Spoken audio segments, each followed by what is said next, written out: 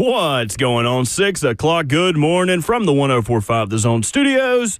I am Robert Walsh. The first weekend without football was tough, but the Vols did their best to keep you entertained. First to the hardwood as the Vols take down Vanderbilt 81-76. Vols were down as much as 16. Zakai Ziegler had a season-high 22 points, all in the second half, and a game-best 8 assists. The Volunteers have a midweek bye before returning to action on Saturday to take on top 10 Texas A&M at noon. Now to the ballpark where the Vols had their first wins, series wins, and series sweeps of the season. The number 2 Vols pounded Hofstra in 3 run rule victories to open the season in defense of last season's national championship. They won 15-0 Friday, 18-1 on Saturday, and 13-1 on Sunday. All games were 7 innings, outscoring their opponents 46-2. For all your foundation repair and your waterproofing needs, you got to go to USSTN.com. Breaking news at once on your home for the Titans and the Vols. This is 104.5 The Zone.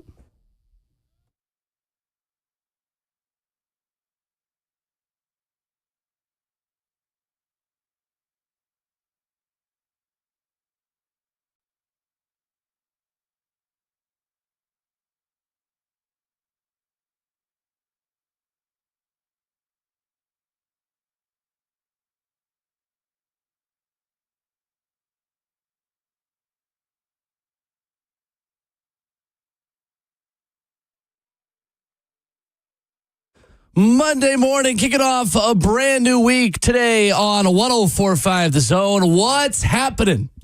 Welcome to your President's Day. If you're working, if you're not working, if you're commuting to work or just commuting to the living room, we got you for the next 4 hours. 615-737-1045. I have marked myself safe from the first Sunday without professional tackle football. We got some good hoops to talk about. Tennessee never in doubt against Vanderbilt. It was very much in doubt. Alabama and Auburn. Auburn gets the win. A Karen tried to kneecap an Auburn basketball player. That was a great time. Stoney Keeley talks quarterbacks with us at 7:20 this morning. And You're Not That Guy or Girl gives you a chance to complain about anyone in your life at 9:20. It is Monday, February the 17th. How do we spend our weekend without football, guys? Good morning. I know. Well, happy President's Day, whatever that is. Sure. Ain't got a clue these days. All I know is usually people have it off. We even had a choice. Did we want to work on President's Day? And we said, absolutely. Let's put the station on our back. Pretty Exactly. Much. Let's put the station on our back, man. Weekend without football. Cold, freezing. Yeah, it rainy then cold. By the way, I hope everybody in Sumner County is all right, man. It was kind of wild up top. We're surrounded by lakes and stuff, and it was very, very hot this past weekend. So hopefully everybody's doing pretty good, man. True. But besides that, yeah, it was, had date night on Saturday night. That was pretty good. Wait, Valentine's and date night? No. It was for Valentine's Day. Oh, okay. For Gotcha. Valentine's We Day. did Saturday as well. Y'all did Saturday as well? Wish we'd have ran into y'all and threw some eggs at you. Okay, that's nice. Oh, well, those are really, they're expensive right now, so you probably don't want to waste them. That's very true. Yeah, Ramon, the yoke's on you. That's what you will. You got me walking on eggshells this morning. I mean, walking on eggshells. Well, don't break real quick, man. That wasn't good enough right there. That should be better on the No, it Monday. wasn't. That's okay. But we went to a nice place. It was cool, man. We got in and got out because we started getting those alerts, the tornado, whatever's supposed to be coming through. But other than that, man, what we have this weekend, no sports for the first time. Our youngest had baseball hitting. Oldest did also. Was supposed to have a scrimmage. Did not happen. Why? Because in Tennessee, when it's baseball season, it's also raining season. So got rained out for the most part. But I'm talking about took in a lot of college basketball this past weekend. It was really, really There was good. a lot of college basketball. It was, and a lot of good games, too. So that's how I spent it. My wife, who is huge into the WNBA, y'all see I got this WNBA Nice. I sweatshirt love it. on. Got to support the ladies, okay? But we were sitting down watching the game until she was like, All-Star Weekend is this weekend? Yeah, I didn't know either. I know. Until I saw the highlights of the dunk contest, and then I was like, wait, did we finally have one reason to watch that dunk contest again, or just the skills contest in general? Because they've been garbage Yes. for very many years. But I will say, that was elite, jumping over the Kia. Yeah, that was. Mac McClung, Gate City, Virginia's own. Yeah. Blake Griffin's done From it right before, outside Tennessee. His was just as good, from my understanding. Had Ja Morant talking about some. He I know. might get involved. He might in get it. involved. I was like, that's the way to bring him back in. No, there's nothing that's going to Come bring it back in. on. My issue is, why does it take a G League I don't lifer know. and Matt McClung to make you want to do the slam dunk contest? Because he said white boys can jump. Oh my gosh! Like, bro, Or just because he's really good. Matt McClung is really good. Yeah, I he's gotta give incredible. him He's that. generational dunk contest talent. Easily. And here's the thing, too. If the NBA players are in like position to say, you know what, it's the Matt McClung drill from here on out because he's a lifetime G League player, I think it's like $360,000 for him to win it. So Yeah, let why him not? run it. Let him run it. They don't need it, that's for sure. He's basically from Tennessee. Matt We will McClung claim is? them. Yeah, Gate I'm City, there for it. Virginia is right outside Bristol He's in the out. Tri-Cities. Okay. So Kingsport, Johnson City, and Bristol's all right there. All my friends, because my college roommate was from Bristol, Virginia. And you even get in-state tuition if you're from there. You can. Dang. If you're from Bristol, Virginia, yeah, because actually you're pretty the cool. neighboring county outside Tennessee. That ain't bad. He almost committed to Tennessee's own Steve Forbes at Wake Forest when his Makes sense. his recruiting was coming up, but elected to go to, I believe it was Texas A&M, Georgetown. Georgetown. He went to Georgetown. Back when Georgetown? Georgetown was Yep. a program, man. Yep. Dang. Yeah, that was exciting. They weren't even good at that point either because, I mean, they had Mac McClung. all he did was dunk then, too, Yeah. honestly. Well, He's they never were really at been some that point good. Did you guys hear Vince Carter talking about the dunk contest where all of these guys have coaches now? What you Really? mean? All of these guys have, it is a coach. All of these guys use a dunk coach, and they all use the same coach. So it's great all year long. is it? He didn't give the name. He didn't give the name, but I can find that on the back Was end. he mad saying this too, Vince Carter? No, I think he was just saying that these guys prepare for this all year. Okay, That they're Wow. thinking about this all year, which is funny because Mac McClung's on the 76ers G League team. So it's like, are you trying to get a two-way contract, or are you trying Yeah. to, Right? are you No, trying to be seriously. a dunk contest winner? At this point, he might as well just win the $360,000 each year and just, Absolutely. go back and start hooping. I'm sure his price of playing the G League is a little bit higher than most anyway, or his salary. I ain't gonna say his price. His salary is a little bit higher than most in the G League. He so just waits for the dunk contest every year. yeah, that's awesome. Good for him, man. But those stars need to start doing it. It shouldn't take Matt McClung to get you to come out of the woodworks, man. Come on. I know, right? I saw that tweet. Like, I was that's like, the problem right there. Like, I'll turn on to like the Rising Stars or the 3-point contest. I didn't personally, really watch much of it. They at gotta all. make me want to watch it again. Like, I want to watch college basketball. I want to watch college baseball. Like, they've made me want to watch these sports. Like, if the product is good, we will be there. Almost like Field of Dreams almost in a second. If you If you build it build up, it, we will come. we will come. But as it stands right now, I'd much rather go to high school baseball game at this point. It's been the whole season too for the NBA. Until I know, the playoffs. Yeah, right. And the playoffs are the NBA, season. I know people do love the NBA, but for the most part, if you poll people right now, I think even like an average sports fan is going to be like, yeah, like you said, I don't really tune in until the playoffs. And even then, it's like maybe you don't even tune in until like the final two games. Final two. Yeah, it's like that. That's me. That's Played you. it my whole life. I mean, there's nothing wrong with that at this point, man. Rakeem Jackson was there also this weekend, and also Dalton Connect was in the Rising Stars. So Vols have representation, Well, man. the winning team of the Rising Stars got to play one of the semifinals of the All-Star game, too. So they played the team that ended up winning that had Dave Lillard on it. yeah, it was Anyway. good weekend, man. Yeah, I How do appreciate I you. know the most about the All-Star game in the NBA? Look, Anyway, I was locked into Doesn't college make any sense. basketball at that point, man. this was Sunday night. Yeah, it was Sunday night. I Yes, watched last the night. SNL thing. Yeah, I was Oh, there. it was so It was good. it was really Bert funny. but it was good. I thought it was. It was real good. Bert, mean- what did you're a savant of this, man. How was it? I wouldn't say a savant, but I would say it was. No, absolutely not. Don't corner me in the hallway and tell me how great it was and how the history of it and how you almost had a movie tear drop down your eye. It wasn't and a movie claim tear. It was a full fledged just tear. tear. It was a real Big tear. old tear. I mean, Adam Sandler, Yeah. Steve Martin, Bill Murray. You just had the who's who, the Mount Everybody. Rushmore of SNL it people. really? Everybody. And every skit was, in my opinion, was a home run. You haven't had Nice. a good SNL skit or a show like this in so Yep. long. It felt like, and it's hard to do this. It felt like the culmination of 50 years. Like you had all the heavy hitters. It just. If you got a chance to go back and watch it, it is definitely worth a watch. But I would do so after 6 o'clock once zone programming is. Yeah, do it. Yeah, at night. Being a good team. That alien skit will never get the alien skit. Who was in that? What is her name? She does all the presidents and everything. If you wouldn't have put me on the spot, I could have told her. I know. Maya? No. it wasn't Maya. She does like the Trump impersonations. Oh, I is can't she? remember the name of her. It was really good. The one thing I would seek out Meryl Streep? would be the. She was in it. Yeah, Meryl Streep. She was in that skit, She yeah. like was Meryl one of the Streep came stars. out? Pedro yeah. Pascal. There you go. Pedro Pascal, Woody Harrison. There was a ton of people in it. If you get the chance, it's all over Twitter. But the Adam Sandler song. It was really good. The Sandman always Kate delivers. Oh, there you go. Oh my Kate gosh, McKinnon. There you so go. Never funny. heard She of is her. so funny. I can't believe I couldn't remember her name. Never heard of her. Never heard. You Okay. if probably you know looked her her if up, you you know Yeah, her. if you saw her, you would Is that definitely just know an her. understanding on this show? Like, I'm not gonna know the names, but Sure, you guys that's put them in a okay. lineup. I probably know them. I Is feel that like cool with y'all? anytime y'all reference somebody, I should just put their picture on the TV behind Ramon's head and go, "Oh yeah, I know him. I know Right. them."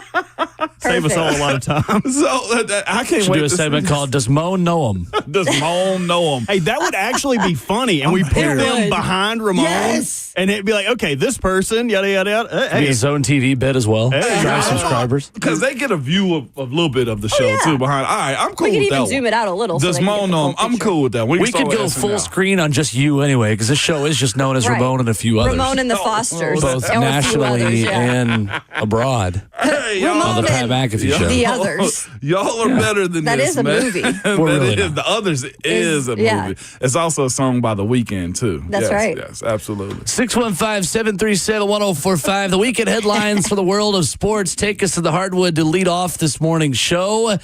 Tennessee, Vandy, Auburn, Alabama. It was a good weekend to be a road team in a rivalry game, except in Knoxville, and that's next.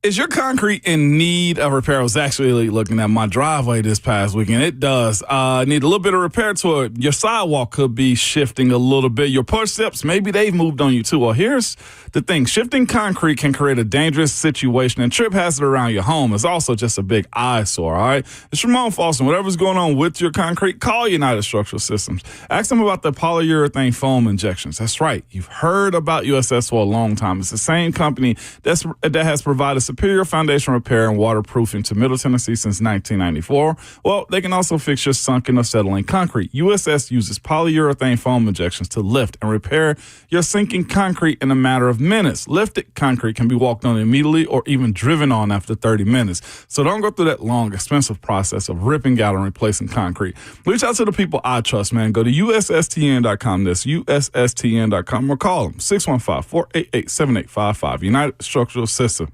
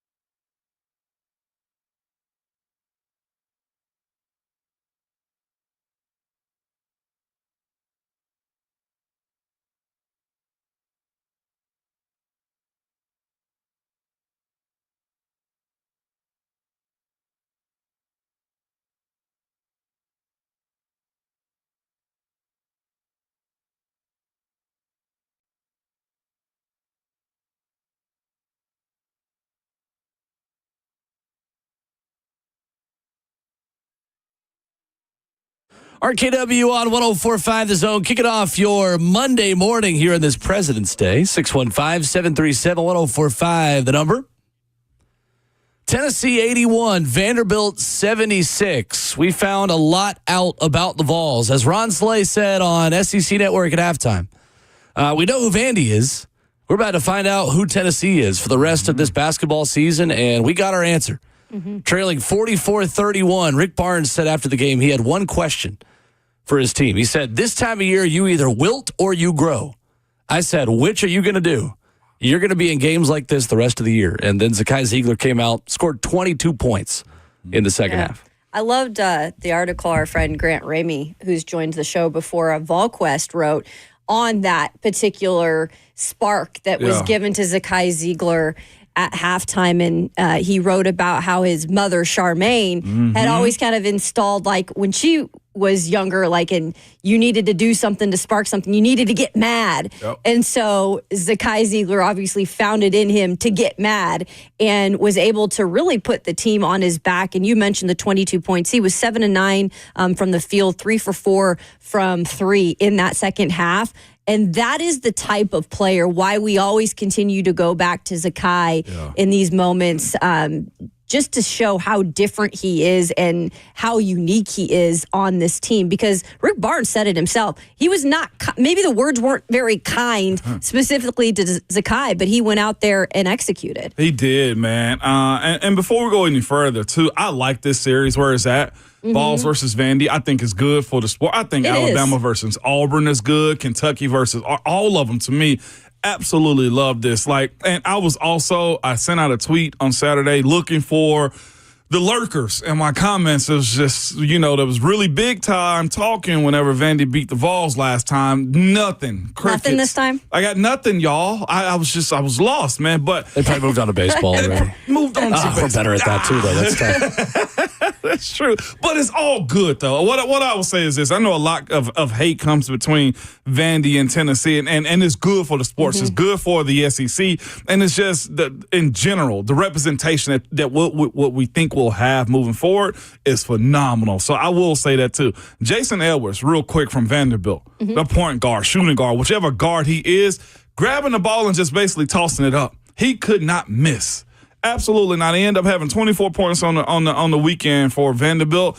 But goodness, like, I could never in my life, y'all, just grab a basketball and just shoot it into the hoop like that. Right. Like, it was phenomenal to see. And Vandy would not go away, man. So it was a good game. And again, you mentioned earlier, Will, like, the way that team had to get motivated.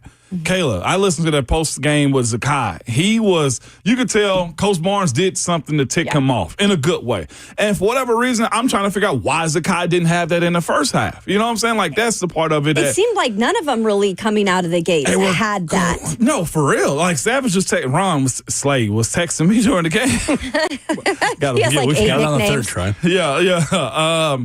But just like the emotion wasn't there. You saw him just kind of going through the just the routine of playing basketball for the most part. And Vandy had it on their mind to go out and embarrass you. Of course, they had just witnessed Kentucky do the exact same thing, sweep the Vols in a series in the exact same week, too. And that's one of those things where that team, when you're in representation, when you're ranked that high, you have this many expectations. You're at home. And you're at home. And you know you got to have some get back, too.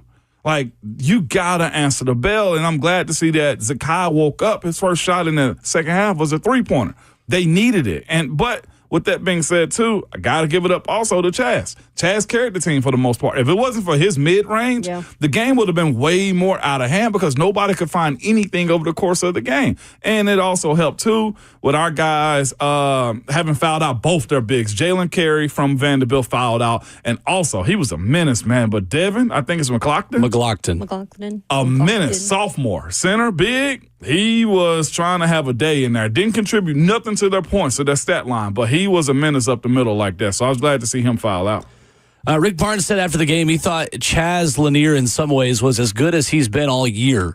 He said because of the things we talked about yesterday, said I really thought he tried to implement them. It's almost like you saw Tennessee care about Vanderbilt again in real time. No, for real. Because this is a rivalry that Vanderbilt will always take more seriously than Tennessee now that Vanderbilt has not swept Tennessee since 2007, which is pretty insane that it's been that long since this rivalry has been one-sided the other direction. Tennessee has moved on to teams like Auburn and Alabama and Kentucky to be their main rivals. Heck, even Purdue is more of a rival than Vanderbilt has been over the past few seasons. It's like they started to give a crap about halfway through this thing. They did, man. I saw a comment in the center here. A comment said, refs got him. No. McLaughlin, he was Refs got him what? Yeah. McLaughlin, if you watch refs that are game. terrible in the SEC. He was overly aggressive. He was pushing. I think he ended up getting teched up with Zakai. He did get a tech with Zakai whenever looked like he was trash talking him, pushing him Pushed him after the play, and then Zakai threw the ball at him. Rightfully so, too. I was glad to see that. Now, of course, I'm on the winning end of that because Zakai done won, but I was glad to see that fight and fire come out of Zakai and Coach Barnes and nobody else reacted from. It's like, look, I get it. You guys are testy right now. Well, guess what? We have that in us too. And the response was necessary, but it wasn't over the top for me. They just simply went out and scored, man. And they really ratcheted up the defense on the other end too against Vandy. And speaking of the defense, you talk about some of the players on the team that day that may not have stood out in terms of the stats, but Felix Okpara was one of those guys that I know defensively you're seeing him grow a little bit too. And I do believe Rick Barnes actually mentions that after the game as well. But that's the thing. You've got to get some of that contribution on the defensive side too down the stretch where we've talked before about this team maybe defensively not having it down the stretch. You get those opportunities. Felt like the difference was Jemai Meshack. If you're talking about role players that gave you a little bit. Rick Barnes said after the game, I told Jemai last night on the phone, I want you to stand in the corner and when you're open, shoot it. And perfect that shot. It's interesting. I think somebody said on Twitter over the weekend, I think it was Jordan Moore in Knoxville said, out of corner threes, Jemai Meshack is a 37% three-point shooter. Wow. That is his shot that he consistently makes. Heck, he made one in Tuscaloosa last year when Tennessee swept Alabama. He made a corner three late in the second half in that game that helped Tennessee get that win over Bama. If he can do that and give you one or two open threes a game, it just keeps the defense from clogging the lane and defending those lobs from Ziegler to Okpara. And it helps the two of them so much. Zakai finally just decided, if none of y'all are going to take it to the hoop and just go get fouled or go to the basket, I'll do it myself. And honestly, he has developed a really good way. Mark Sears at Alabama can do it too, of just contorting their body in a way that makes up for their lack of size. Yep. Like what he lacks in size, he makes up for in lean. The way he can just absorb the blow and then lean the other direction and just that little sky hook, like diagonal, like he's about to fall on the ground and make the angle where you can't block it. It's terrific. That version of Zakai Ziegler, Tennessee could win the national title. It could. 100%. If they get that version of Zakai without foul trouble, without fouling three-point shooters, without, you are always going to get elite defense from him. If he can start scoring like that and go to the basket off those pick and rolls and play the two-man game and distribute off of it, teams are going to have to help and leave more guys wide open. Yeah, well, no doubt about it. Speaking of wide open, it's just like one of those situations where Zakai's shooting, what was he, 3 for 4 from 3? He catches the ball. They got to play defense on him. He swung it to Chaz, and Chaz immediately, he's got the quickest release. Very quick trigger. And he makes it. And then in the same contest, it's like he swings it to Jemai Meshack in the corner, too, and he hits it.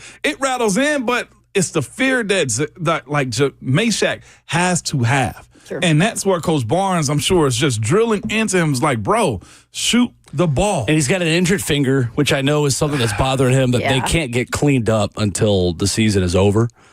Because a lot of the conversation about Jemai in the offseason was how he was the most improved shooter on the entire team.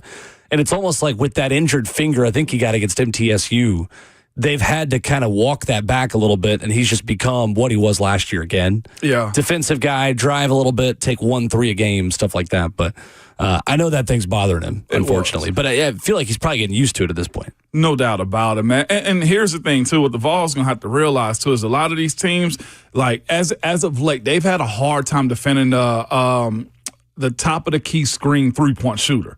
Another one of those guys from Vanderbilt, Tyler Nickel, was another one of those guys, man, that went 3 for 5 that just kept Vandy in it. But what you will say, what I do like is this, is they didn't panic, right? Down 13 going into halftime. They didn't panic. They simply just came out, started making their shots, which do matter, and playing defense a little bit tighter. Again, there wasn't much you can do about Vanderbilt's Jason Edwards in that game. He just simply was hot. You go 6 for 10 from 3-point? Like, that's a day. Throwing it in the ocean. Throwing it, like, if you saw, I know you saw it, but like the way he caught the ball and just flipped it, and it was just pure net, burning the nets off, man. It was awesome to see that. Hayden on YouTube says, seems like another Sweet 16 for the Vols, but that's about it. Keep powder dry. Vandy basketball is not good. That is coming from a Vandy fan. He said Vandy basketball Going isn't through good. it this morning. It's okay.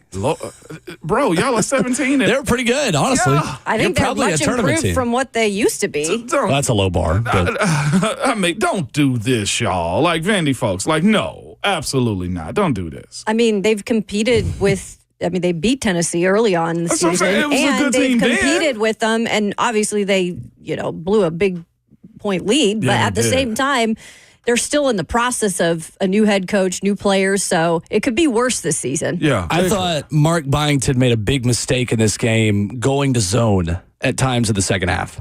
He went to zone, and then Chaz Lanier, they left him open on the perimeter, and it looked just like Vandy didn't know where to go. Defensively, Chaz Lanier, open 3, Tennessee 4-point lead late, and they were always kind of digging back into that deficit you from felt there. That was a mistake for Mark Byington, in my opinion, who I think is doing a terrific job. Looks like the reports are Indiana might be interested in him now. Oh, and pairing up the JMU coaches, and that Kurt Cignetti has got a voice and trying to bring him to IU, I hope that which would doesn't be a happen. great hire for Indiana, would make a ton of sense. But Vanderbilt's going to have to pay to keep him and keep their underclassmen who are on that roster. If Vanderbilt is really serious about competing in the SEC and spending money, the next step is roster retention. You've got to do it if you're Vandy, because first of all, I don't want to see that happen. I want competition to be as good as it can be for these schools, especially for the rivalry here in Tennessee. I think, Ramon, you made a good point. Like, it makes it fun when it's not just football, but is basketball too, where you have two programs that are playing well. And that's disappointing that if 1 year and he goes up to Indy, I don't want to see that happen. They're gonna That's have to crap. break out. It is, but they're gonna have. If that's true, they're gonna have to break out the bag, like really show that they really believe in their coach. This is, hate to say it, but these are the things that happen. You either need to pay like big up front, or hey, catch them on the back end after they prove themselves. It was funny. Kurt Cignetti did respond on Twitter to the report. He did. No, of course he did, because Kurt Cignetti does whatever the heck he wants about the report. But Adam Zagoria was the guy with the report. A New York Times basketball insider's got 72,000 followers on Twitter, who said, amid the Brad Stevens news and the Chris Beard chatter, one name to keep in mind at Indiana is Mark Byington. He said, I'm told Kurt Cignetti is pushing for him at Indiana, and he presumably has juice. Now, after the football season, Vandy 17-7. Of course, they became 17-8 after the tweet, and Byington led JMU to the second round last year. Kurt Cignetti responded and said, not true. Scott Dolson knows a lot more about basketball than I do. I have my own team to focus on. Oh, jeez. Leave it to Sig. Fight. Yeah. Fight. It's very Kurt Cignetti. Was that very As the PC of little him right there to twins. clean it up publicly? Is that what he was doing? PC? I mean, politically correct. Oh, no. I just. By being Right, college right. coach saying, being a no, I college coach. believe in my coworker. I don't want to, Well, his coworker's retiring. Oh, okay. Well, never Mike mind. Woodson's that. out. Is he? Yeah. I didn't know that. Retiring at the end of the season. Have you not seen Buck's tweets about it? He's going through it. No. He probably has a Buck is muted mad too. that he's not been fired and is just. What? Wait, Oh, what? yeah. We were we were at Mother's Hold on. on Saturday, and I just hear Well, where Buck was Father randomly go, Damn it! Yeah. like, what? What's He wrong? cares about an actual it is sport? the They Indiana lost Friday basketball. night to UCLA at home because they're wearing the terrible Adidas jerseys. Also, His damn it was in reference to Brad Stevens declining the job. yeah. Oh, really? Yeah. he really? The only team I care about sucks, and they have done so for 20 years. Kind of sound like it. You do sound like him. Well, So, but yeah, so he's mad that Mike Woodson gets the chance to choose when he leaves. He feels like he just should have been fired. Yeah. But he's retiring at the end of the season. Buck was like, why is it on his terms? He stinks. Maybe Buck should be the AD.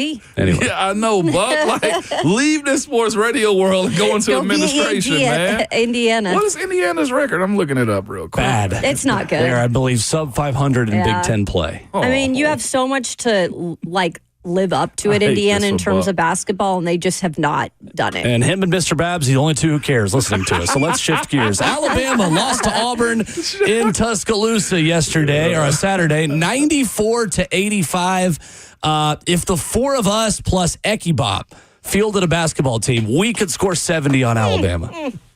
Yeah. Alabama's a good basketball team. For the love of God, guys, learn how to play defense. Oh, my gosh. Auburn, their MO. to their credit, deserves a ton of credit. Janai Broome is the National Player of the Year. I don't care what a Cooper flag is in the terrible ACC.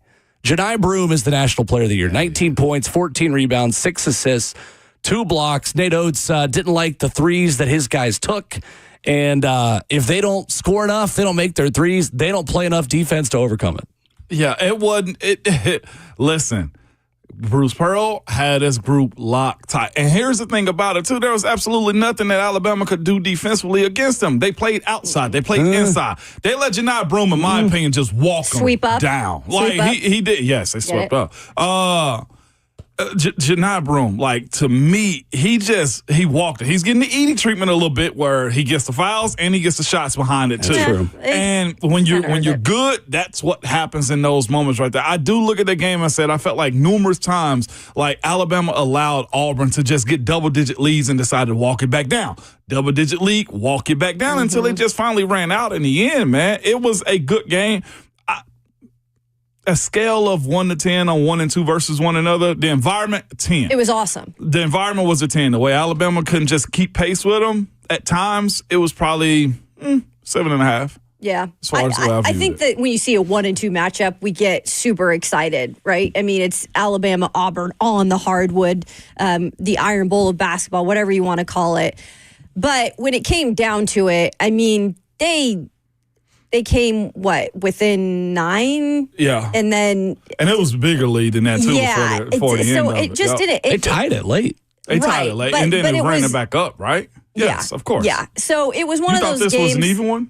I didn't think so. I mean, I thought you felt like Second Auburn half had was it 52-52. in this game. Now, at the end, yes, it got exciting at the end, but I just feel like you were mentioning with Auburn and the way that they're, able to score and Broome and everything, he's just elite. Like, he is a next level. And it's hard to say that anybody is better than Alabama or Auburn right now. Even when you go down to their place, I was expecting maybe a little bit more from Alabama in this situation. But you look at Auburn too, they had 3 scorers off their bench too that also scored in double digits. This team is legit. They're very deep. Both teams can play 10 guys and feel good about it. Alabama is the antithesis of Tennessee. They will not go as far as they want to because they can't play defense. Alabama has got to score in the mid-80s and 90s to win consistently. And when you're going up against the best offense in college basketball like they were on Saturday, I mean, they gave up 94 points in their home gym. Auburn deserves a lot of credit for that. But Ken Pom says that Alabama is second in offensive efficiency, behind Auburn, in fact, and 38th in defensive efficiency. It's interesting. Wes Rucker made this point the other day. Tennessee gets so much grief for the fact that they only play defense, quote unquote, in the court of public opinion. Tennessee is more balanced than Alabama is. Tennessee's 30th in offensive efficiency, number 1 in defensive efficiency. You've got to be, to me, to be a national title favorite, top 15 to 20 in both. Because if you've got to go on a 6-game winning streak to win a national title in this sport, you have got to win a game in the 80s or 90s and games in the 50s and 60s. Alabama can only win games in the 80s and 90s the same way Tennessee can mainly only win games in the 60s and 70s. So there's still time to reinvent yourself. There's still time. You mostly are who you are, but there is still time to make some changes. Alabama's got to figure out how to defend, and that has always been the problem under Nate Oates. This is who they are as a basketball program. They are in the mix. They are elite. They'll probably be a 1 seed, but they cannot defend well enough to win 6 games in a row and win a national championship, in my opinion. And in my opinion, too, I think it's easier to teach offense or push offense than it is to try to get a team to lock down defensively. Sure. It's Alabama's kryptonite, but again, they can just throw it into the ocean. This past weekend, as you said, Will, they can score, but it's a matter of when they go on these scoring runs, too, when they're behind. That's what they ran into with Auburn. That's what I was going to say, too, because when your defense is pretty much not there, and then you're trying to play catch up and you're shooting threes and then you're not hitting them. I mean, they were 19.2% from the three. Like 3-point line. It's almost like you set yourself up for real disaster then. If you can't play defense, then you're playing catch up and you're not hitting those shots. They almost had a real disaster on the on the sideline too with Chad Baker-Mazara. That was such a great exchange. Yeah, the video is crazy because he landed in the front row on this group of Alabama fans. They shoved him off of them. And then he probably said some words back to him that obviously we don't know what was said. And then this lady just went at it. Just finger pointing. It's like her food was cold and she was sending it back. She was big barking at him. Not happy. And you could tell everybody's looking like, girl, what is wrong with you? The people around her just watched her stand up and you could tell if you go see this, searching Chad Baker-Mazara and you'll see him and this lady exchange. And she sat down and was like, oh my God, what did I just do? She lost it for a second. That's what you get sometimes for sitting there. I mean, look. That's a part of it. You might get hit in the head with a basketball, and you might get run over by a player. Those are the things that happen in those situations. I mean, to be fair, that lady's probably the same age as Chad Baker-Mazara. I mean, he's 25 years old. I mean, they probably joined Facebook at the same time. That dude, he talks so much, though, too. Yeah, he does. He got my gosh, he got that snarky look on his face. He is the kind who you love to have on your team and you hate to have not on your team. I love these rivalries where things get chippy, and it was that definitely. There's another villain on Auburn's team too, Dylan Cardwell. Oh yeah, another one. For me, I'm just you probably love him on your team, but you hate him. Hate him, absolutely. Well, those weren't even the highlights of the sports weekend because USA Canada 3 fights in 9 seconds. We had quite an event that happened over the weekend, and we'll talk about that next.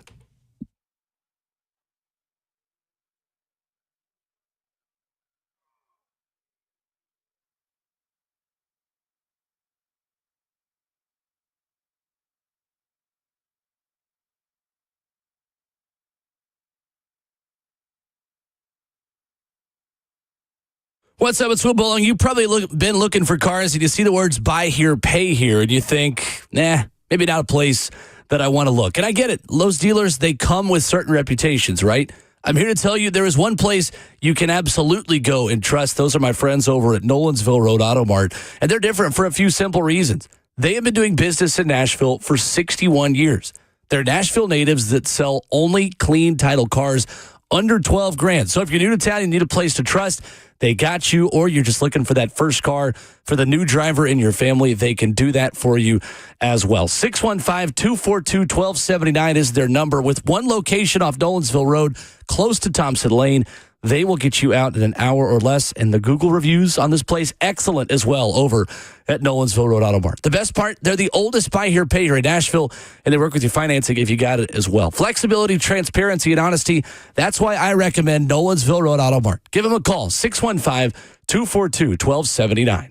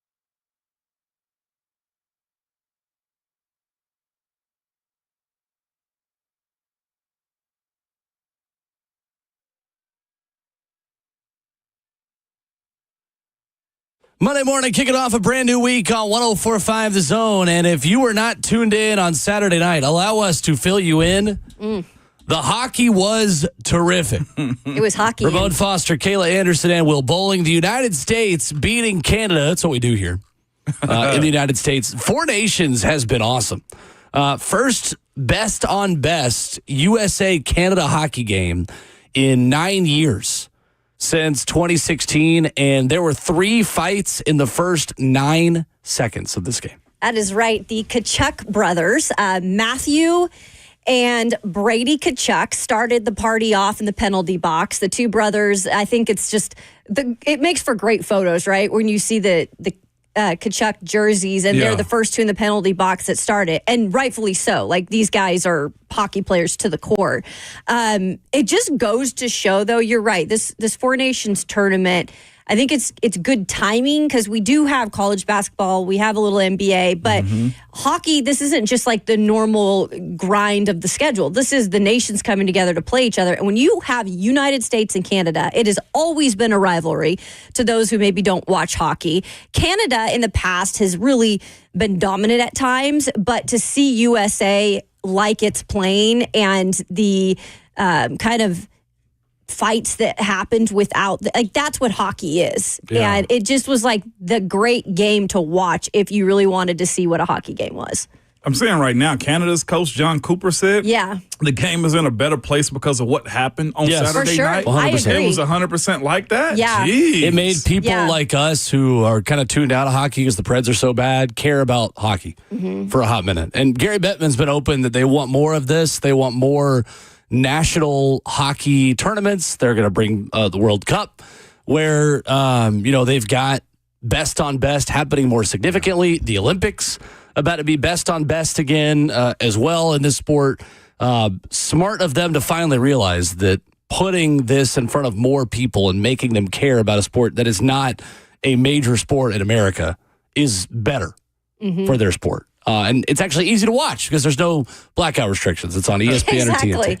Yeah, and it's, like I said, again, it's the time of year, too. It's a good time for people to maybe tune in because it's actually different from just a regular season game or the All-Star break, where they have the All-Star game, which I actually think they do a good job at. But there's just something about when you're competing against another country, right? It just, or nation, whatever you want to call it.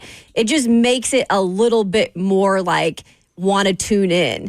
And I think they're doing a good job on ESPN too, broadcasting all of this and everything. So you're seeing some of the personalities, and you're also able to see really like, okay, who is from the U.S., who is from Canada, that maybe if you are a somewhat hockey fan, casual, you're able to see like who represents these different nations. It's fascinating. So it's a pair of brothers from Team USA that fought? Brady and Matthew Yeah, the Tkachuks. Yeah, they are gritty as hell. Yeah, I see that. And Brady also plays for Ottawa. So he's got to go back Senators, up to Canada. So that's what happens. They forget all things. Just you play for your nation, and we're cool whenever we go and back I feel like there's that's like wild. a little bit more like right now for it too, because there's been like the anthem stuff that's been going on where they're booing the anthems, and so I think there's like a little more grit underneath the skin. Of You know what I mean? course. It's raised the stakes of a already pretty good rivalry. Of hockey of all sports. That's fascinating. Yeah. Well, good. Well, there's likely going to be a rematch on Thursday as well.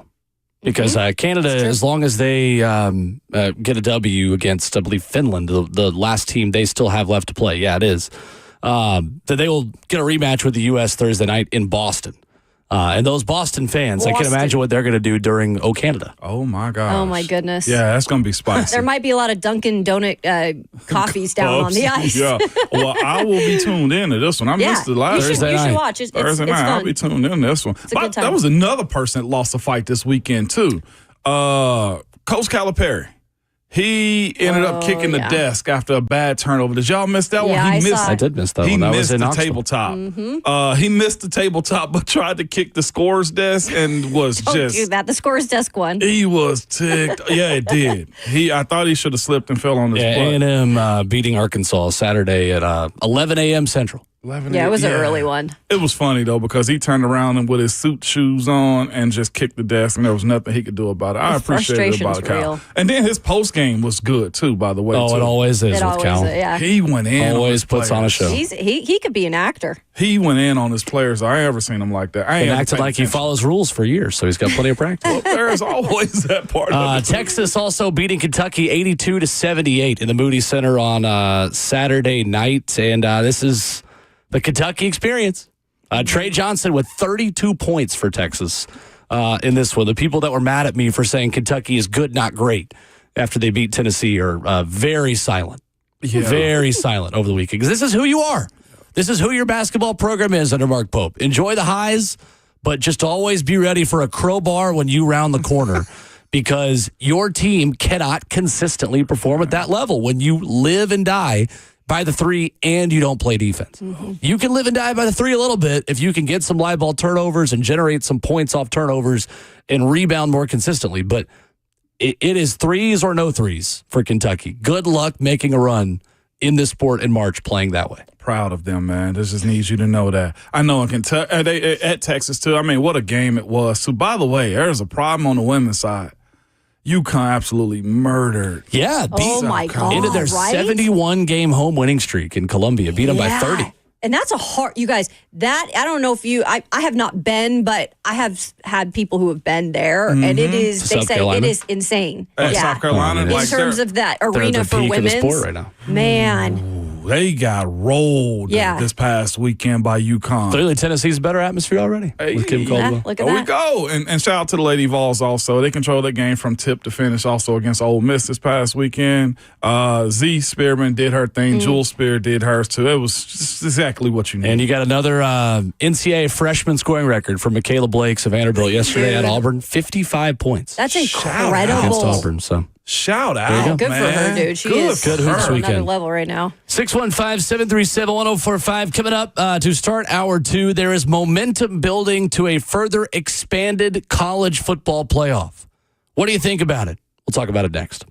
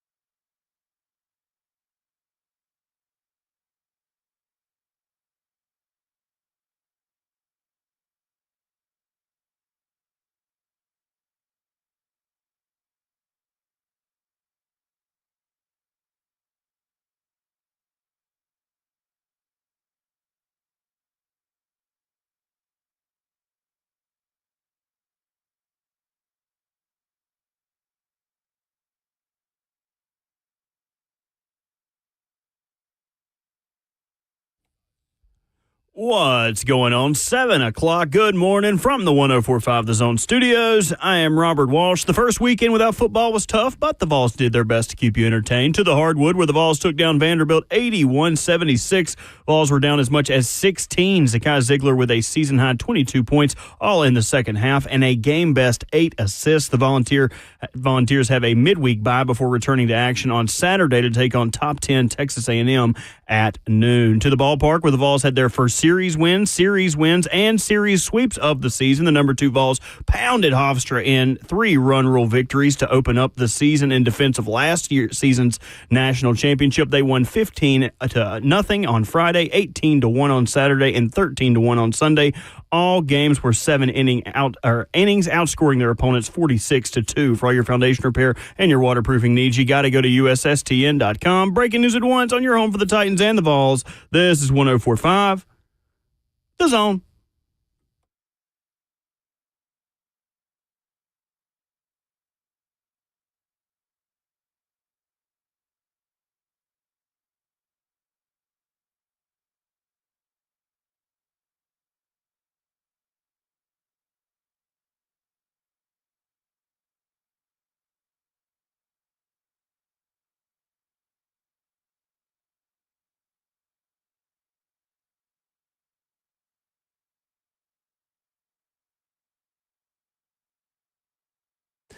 Kicking off hour 2 this morning on RKW 104.5 The Zone. Yes, these are our voices live talking to you, and our faces as well on 104.5 The Zone TV, Facebook Live, YouTube, Twitter, and or Twitch. And coming up in 20 minutes, the man who has been deemed the official draft expert of this radio program will join us. Stoney Keeley of Football and Other F Words.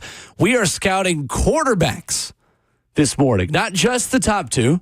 Not only Cam Ward and Shedeur Sanders, we're diving into all of them. Jackson Dart, Tyler Shuck, Jalen Milroe, the like. Maybe some Will Howard, some Kyle McCord discussion. Who's to say? With Stoney Keeley coming up here at 7:20. 615-737-1045 is our number. And guys, it is only a matter of time until we get another expanded college football playoff. Yeah. Not surprising. Ross Dellinger, SI.com, Yahoo Sports. He's been everywhere. He was on this story last night and writes about how there are really is growing optimism. This is going to happen sooner rather than later. So Yahoo Sports, Ross Dellinger says the playoff format change would clear the way for SEC administrators to make the long-discussed move to play 9 regular season conference games. It would trigger perhaps all 4 power leagues to overhaul their conference championship weekend. So SEC and Big Ten athletic directors will meet this Wednesday in New Orleans for the second time in the last 5 months. According to those who have seen the Memorandum of Understanding with the College Football Playoff Committee, the SEC and Big Ten hold sole discretion on future playoff formats starting in 2026. And momentum is building, Dellinger writes, to further expand the playoff to 14 or 16 teams. So just to make clear, they would not do the championship weekend. They would still, but it's going to, like, the championship weekend is now devalued. I thought this was actually moved up. Yeah, or moved up. But the better part of championship weekend is, to your point, they may get rid of the conference championships and make it a play-in game for like the next or the last conference team to make it in. I actually like that. Yeah, they said I'm actually not against that. Have your 6 seed play against like the 3 seed or something like that out of the conference, and whoever wins make it in. That right there would be awesome. I don't think it's going to happen. I would love that, though. Absolutely love that. Money. I mean, of course, money, but like the idea that you get an opportunity to play in, that by far is one of the best things, especially if you put another game on the campus too. It's still money to be made. Conference championship games are cash cows. You think they're cash cows? Oh, I know they're cash cows. They are? 100%. Yeah, Look at how many people watch them and how much money they make off the tickets and off the putting it on television. Like this new model, though, they're pretty much saying that the conference championship game doesn't matter. People still watch it. It still is worth millions and millions and millions and millions of dollars. I personally don't like them as much as I don't feel like the value is as great as it used to be. I mean, yes, a lot of these in this current playoff format benefited from the conference championship, but moving forward, it doesn't look like that's going to be the case. I just think like every year the conference championships seem to be getting devalued. I'm not as interested. I mean, there's certain matchups I'm interested in, but overall, I don't think there's a ton of like people watching the lower conferences. Well, the lower conference. We're talking about the Power 4 conference championship games matter and make a lot of money. So they're not going away anytime soon. Anytime soon. I don't think that's on the table. As far as the conference championships games? I don't think it's on the table. But it's not going to matter as much as it did this last year. It didn't matter this year. If they win, and get in, is what I'm saying. And of course, too, like the conversation behind it, too, ACC ADs have already met about this, too, and their commissioner, Jim Phillips, was on record already setting the stage for what was going to happen. So he pretty much said there needs to be fairness and access to the championship, too, by meaning the SEC, Big Ten, y'all just can't hold court when it comes to how you guys go about Looks this. like that's what they're doing. And even tweeted out, too, it needs to be a true championship, not an artificial and not an invitational. So the 14 or 16 team model would grant 4 automatic qualifiers each to the SEC and Big Ten, 2 each to the ACC and Big 12, and 1 to the highest ranked group of 5 champion. It includes 1 or 3 at-large spots. One of those is just for Notre Dame if it finishes ranked inside the top 14. Again, Notre Dame just gets a red carpet into the college football playoff, and officials described the 14-team format as a 4-4-2-2-1-1 model, in which the top 2 seeds would receive first-round byes. There would be no byes in a 16-team structure. In either one, the playoff selection committee's role is essentially taken out.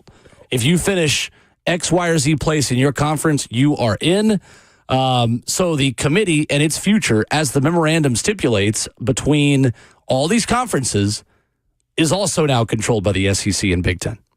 So they would presumably seed 1 through 14 or 16 just based off top 25 ranking. Well, then why don't the Big Ten and the SEC just go do their own thing? This is their own thing. Clearly what, I mean, it might as well put all of us that didn't go to an SEC or Big Ten school disinterested in the situation. And I know you guys are SEC people, and I've covered the SEC more than any other conference. But at this point, I'm just being a realist. Like, that's discouraging to me. And it was said, too, some, as I said, one power broker from ESPN said it, too. You're going to alienate part of the country.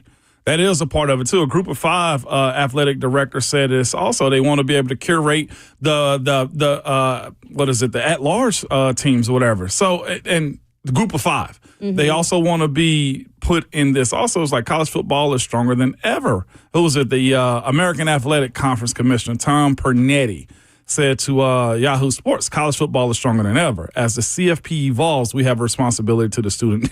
Stop. We have a responsibility to the student athletes, Lies. the integrity of the game, and our fans to build a future that includes expanded access for every conference. That's a lie. You want access to the money. Like the student athlete side of the thing, just drop that all together these days. But to your point, Kayla, that is a part of it. It does come down to what happened in 2020.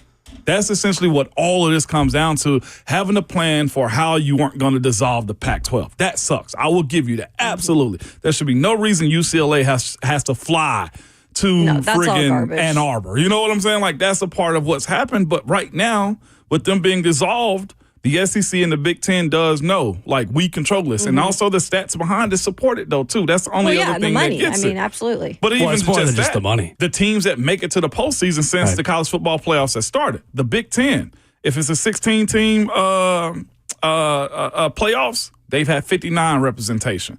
SEC has 55. The Big 12 drops all the way down to 27. I get that, and but that sucks. I get that, and I get the numbers behind it, but they shouldn't be controlling the college football playoff. Like, they can have their teams represent. That's totally fine, but for them to be actually controlling it, like... Their argument is that their teams make it the most, so they get to control it. It's the draw to the money. So since the 2014 playoff, the SEC has had 52 teams ranked inside the top 14 of the rankings heading into conference championship weekend. So that's 4.7 teams per year. That's how you come to the 4 automatic bids number. The Big Ten has had 51 teams ranked in the top 14 since 2014 at that point. That's 4.6 teams per year. The Big 12 and ACC have had right around 2. Notre Dame, about every other year, ranked in the top 14 at that point. And then Group of 5 has only had 3 teams ranked in the top 14. So the SEC and Big 10 are going to come around and say, we're actually giving the Group of 5 a bigger seat at the table than you even deserve. Well, but Look at us we're assuming being there's charitable. one Group of 5 and the others for Notre Dame. Right. So the 4-4-2-2-1-1 format, Yay. again, is 4 automatic SEC bids, 4 automatic Big 10 bids, 2 from the Big 10 or Big 12 and ACC automatically. The top ranked Group of 5 team and Notre Dame would be your playoff. If Notre Dame's ranked in the top 14, I don't like it. You don't like it. I don't think this sport has enough elite teams to add seats to the table. I think an 8-team college football playoff bracket would probably be about right because that's how many really, really good teams are typically in college football. And we saw that this past season in the first round. There were no close games. The home team covered every single spread, and none of the spreads were close. None of the spreads were within a touchdown, actually, in the first round of the college football playoff. Now, if you fix the seeding, if you take away the automatic buys for conference champions, maybe that gets a little bit better, and I understand that. But this is not a sport that has a lot of elite teams. This is not pro football. Right. The worst seeded team cannot win the national title. In the NFL, they can. We see it happen all the time. So why should we be adding seats to a table that is already too big just so everyone can make more money? That's all this is. It's all about money. Well, and it's already gone into the NFL playoff season where we've seen the numbers aren't as much as you'd like them to be if you're college football. And this is going to continue to do that. If they expand it, you're going to be having the crossover even more. To me, if they do add a 14 or 16, does this satisfy the flow of weekend games being played, though, too? To where we don't have a gap weekend of play, to where you still stay engaged in the viewership of it, though? Is it that side, or is it just the good are good and the bad are that bad? It would just add more games to the beginning of the playoff. What it does do, though, if it does go through, in my opinion, it makes the regular season a little bit more spicy. Because here's what they were also speaking about in this article, is the regular season games between the Big Ten and the SEC. You get Texas, Ohio State often. Like, you get matchups that you never will get. You're going to make non-conference games matter more, and you're going to make November SEC games matter more, again, to make the playoff. But again, how many of those teams that are playing these extra games that matter can actually win the whole thing? Very little of them. Like, is the Egg Bowl going to matter more? Sure. But are either of those teams capable of winning the national title? Maybe Ole Miss every now and then, but like, I don't see it. Is Florida LSU going to matter more? Sure. Are either Florida or LSU national title contenders? No. Right. That's what I don't like about it. So, yes, you are adding seats to the table, but this was not the best season to say the SEC deserves a bigger seat at the table. The way the SEC was constructed on the field this past season. It really does simply boil down to, with this conversation, the haves and the have-nots. You need to be in a conference that's allowing you that. And honestly, you would blame the Big Ten more for going and taking all the Pac-12 teams to strengthen up their conference, in my personal But what did they do that in response to? What did they do that to the SEC? To the SEC taking Texas and Oklahoma. Well, right now, the Big Ten to me has the biggest advantage because of the haves and the have-nots. Like the bottom end, and we saw that this past year from the Indianas playing the bottom end of their Big Ten conference schedule, like allowed them to get into the race. Now, to your point, it gives them more grace to get to the show. But how good were they? You know what I'm saying? Yep. And that, to me, if you do make this deal. And how good can they continue? And that's the other thing. I think they had one of their best seasons in the Big Ten all around. But can you continue to put that product out with all these teams? So it's 3 things they say that's got to happen, too, with the college, with the revenue sharing, too. It's 3 things they line up. Change the postseason guarantee spots. 2, assure the SEC moves to 9 games. And 3, strike the scheduling agreement, which is the biggest to me of all of it, the scheduling agreement. Oh, yeah. Regular season and in the postseason. You can't have a gap weekend of not playing college football in this playoff format to me, too, if it's going to flow and keep all eyes on it. It'd be interesting if they just get rid of conference championship weekend. I still would be shocked if that happened. I'm actually shocked. Big Brother ain't said nothing about this to NFL. Like that to me is somewhat. I think because they still understand they can dominate it. I mean, the numbers proved it this year. That's very true too. Danny on YouTube says, I'm glad Tennessee isn't just a football school. Football is going to start sucking, he said. It's changed a lot. Look, enough of us still care about it, and there's generational fandom in college football to where it is never going to fully go away the way I think a lot of casual people think it will. But it has changed quite a bit, and it is. This is going to happen, by the way. Like, this will happen. Do we know It's when? just a matter of soon. It's saying It'll start in 26. Okay. It's either going to be 14 or 16 teams. I hope it's 14. Coming up, Stoney Keeley, the RKW draft expert, football and other F words, scouts, draft QBs. Coming up next.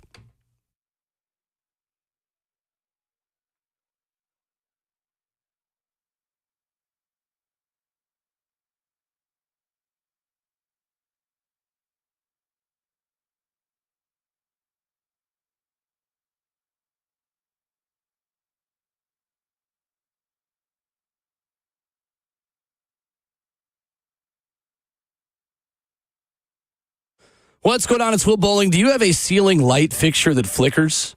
Hey, do you need an extra outlet or two? Or maybe you just have some wall switches that don't seem to work. We've all got that list in the back of our heads, things we have been putting off, things that don't work around the house. And many of them may seem to be simple issues. However, I'm here to tell you they are rarely do-it-yourself projects. Dealing with electricity, well, that requires the expertise of an experienced professional, and you got to call the pros over at Lee Company and do what I do. Their electrical team can solve any problem you have safely and efficiently. And right now, you can enjoy $30 off an electrical service call for a limited time. Just contact Lee Company today at 615-567-1000 or go online to leecompany.com for an appointment. Get $30 off an electrical service call when you trust the pros over at Lee Company. 615-567-1000 or online at leecompany.com. That's Lee Company, all you need.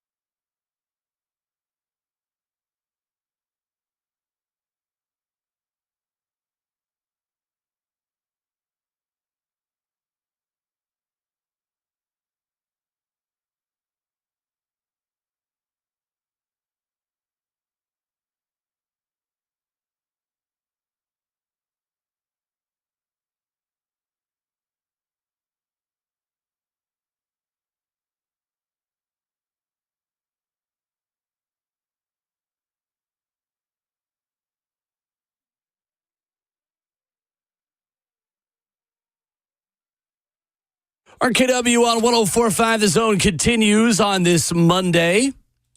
Ramon Foster and Kayla Anderson. I'm Will Bowling, joined by the RKW draft expert. I hope that Stoney has printed his business cards. Stoney Keeley of Football and Other F Words joining us this morning talking quarterbacks in the NFL draft. Good morning, Stoney. How we doing?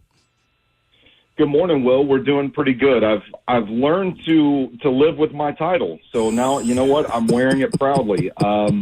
My wife asked me to take out the trash last night, and I said, you know what? You're talking to the draft expert of RKW. See, Respect my name. Terrific. This is what you do post Valentine's Day right there. That was smart. That was smart. And then I took out the trash. Yeah, very good. Smart, man. Real smart. Well man. trained, Stone. Very smart. Well, we are talking quarterbacks today. Stoney, I know you've watched the film on a number of these guys, not just to the top, but of course we start at the top. Who is your number one QB in this draft? I still like Shedeur Sanders. I understand the fascination with Cam Ward. I think that the detractors of Cam Ward are a little too harsh. I think this is a clear two-horse race at the top of the quarterback position. But I still go with Shedeur, and I think it probably says more about my philosophy as an evaluator than anything else, because I think Shedeur has the higher floor than Cam Ward. I acknowledge that Cam has the higher ceiling, but I think you're going to get Shedeur Sanders on the field quicker. I think this guy is a facilitator.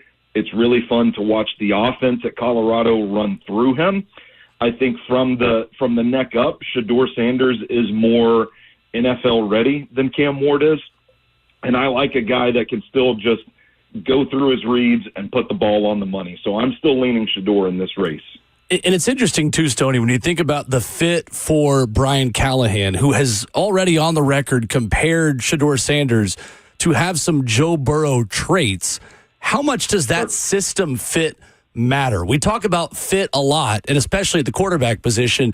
You can make one argument that, hey, just take the better player, and then you as a coach should be able to figure out. But at the same time, it is hard to argue that Cam Ward fits better for what Brian has done in his career than Shedeur does right now. Yeah, and I do think that if the Titans were to roll with Cam Ward, that there would be some things about Brian Callahan's offense that he would need to change. If they want to just run it back like they ran it in 2024, I do think Shedeur is the fit, and I think it comes down to timing and windows. There's a lot of that based in Brian Callahan's offense that comes to the quick game, when it comes to guys getting open, when the ball needs to be where it needs to be on time, accurately, placed well, those sorts of things. I think those are definitely traits that you see in Callahan's offense. If you're watching the tape, you're seeing guys get open and the ball's just not getting to them. But Shedeur is absolutely that quarterback that you could plug into this system and trust that the ball is going to be well-timed, it's going to be placed where it needs to be, and that offense is going to run efficiently as well. Stoney Keeley of Football and Other F Words is with us this morning discussing quarterback. Sonny, I have so many questions as to the quarterback position. I'll just start there, too. In today's NFL, where you don't have the straight passing, pocket quarterback, the guys that are known for the arms, the mental, now it's a blend between athleticism and also accuracy that you can play the quarterback position. So in today's NFL, man, I ask you, seriously, what is an NFL quarterback and what do teams need to look for in that also? Have you figured that out over this process? Well, I don't know that I've necessarily figured it out, Ramon, but I love talking about this question. This is one of those things that, Zach Lyons and I get to talking about, and if we're watching the Super Bowl, our wives are just we hate being around you guys because you get so into the weeds on this stuff. We don't want to talk about football. Philosophically speaking, I think it's a really interesting question because I look back at 2017, 2018, the Chiefs hit on Patrick Mahomes, the Bills hit on Josh Allen, and that sort of changed scouting because people in the NFL started letting their guard down, so to speak, and just rolling with these guys that had elite traits and assumed that, hey, we could make them play quarterback in the NFL. We can fix them. We can teach them what to do. And so we've seen teams in recent years, I think Anthony Richardson is the latest great example of this, where teams are taking the traits over maybe the experienced, polished quarterback. And I kind of feel like the more these experiments fail, the more we begin to realize that there is just something special about guys like Mahomes and Allen, and Lamar Jackson is in this conversation too, where they just have the desire to get better, to get right, and to win football games. And I don't think it's necessarily about the traits as much as it is the mental makeup. So now where we're at, it feels like the NFL is starting to course correct a little bit, and we're kind of coming back to valuing these guys that can just go out there and run the offense. And I think that is a shining characteristic of Shedeur Sanders. I think Cam Ward's kind of underrated when it comes to just running the offense, because you watch that Miami offense, and it ran pretty smoothly as well. So I kind of feel like that's where the NFL is headed. I'm not saying that people are going to stop drafting the Jalen Milroes that have the traits and trying to mold them, but I think getting guys on the field sooner, you're going to want to go with these guys that can just flat out play quarterback regardless of what the traits really are. I promise you I got prospects that I want to ask you about too, but I got a follow-up question because they say that's what journalists do, okay? So let me follow up from a question from Will, okay? You brought up the two guys, Shedeur and Cam, right? Mm-hmm. And you mentioned Shedeur having a higher floor, but Cam having a higher ceiling. What matters more? And I asked you specifically here in Nashville because I feel like Coach Brian Callahan has been talked about but not considered in this conversation more than anything as far as like the job and like getting it right if he picks one of these guys. So as far as the Tennessee Titans and Brian Callahan go, do you go for the highest floor with Shedeur knowing that he's going to run the offense, or do you go with that P-word potential at Cam and say that, look, his ceiling is higher? Because one could be a fatal flaw for whoever you pick as far as getting fired. Yeah, absolutely. I think if I'm Brian Callahan, if I've got a say in this, I'm pounding the table for Shedeur Sanders because I think he does give you that higher floor. I think it would be a quicker adjustment into his system, and I do think he probably wins you more games quicker than Cam Ward does in this particular offense. Now, we're talking Baltimore with the RPOs and like what Todd Monken has done with Lamar Jackson. Maybe Cam Ward gets you there quicker. But if we're talking about strictly Brian Callahan's offense and he's not willing to or able to kind of tailor it to Ward's strengths, I think Shedeur Sanders is absolutely the choice for him. Stoney Keeley of Football and Other F Words, also our draft analyst and expert here on RKW, joining us this morning. So we've talked about Shedeur Sanders and Cam Ward. After that, it's almost like you can choose whoever you want. There's some draft analysts that have Dylan Gabriel as number 3 overall. There's some that have, Jalen Milroe. The list goes on and on. It's kind of insert here. In terms of the number 3 best quarterback on the board right now, who is your choice and why? Well, it comes down to what you're willing to put up with. All of these guys beyond Sanders and Ward are like super, super risky. You could go the experienced passer route and just get a guy that, like we talked about, can make the throws, can play quarterback.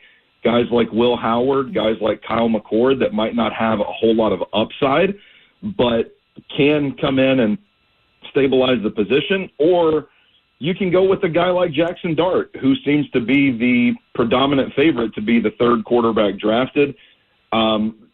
There were some rumblings after the Senior Bowl that people expected him to go in the 1st round, some even suggesting a potential top 10 pick, which to me is just like, I see that and I think, man, Jackson Dart's agent don't sleep. He's working around the clock to get that stuff out there because I don't see top 10 pick on the tape.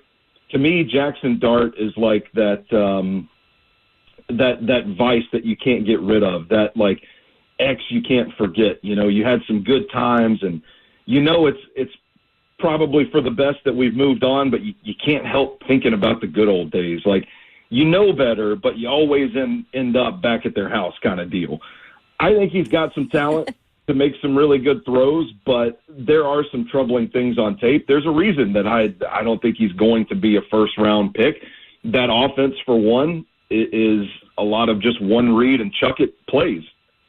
So I think there's work to do for all these guys. But for me, I kind of battle with Dart and Howard at QB3 because I love the potential from Jackson Dart, but I love the fact that Will Howard is battle-tested, can make the throws, and might not be the most consistent, dynamic athlete. Might have been helped by some elite wide receivers at Ohio State, but I like a guy that can play quarterback.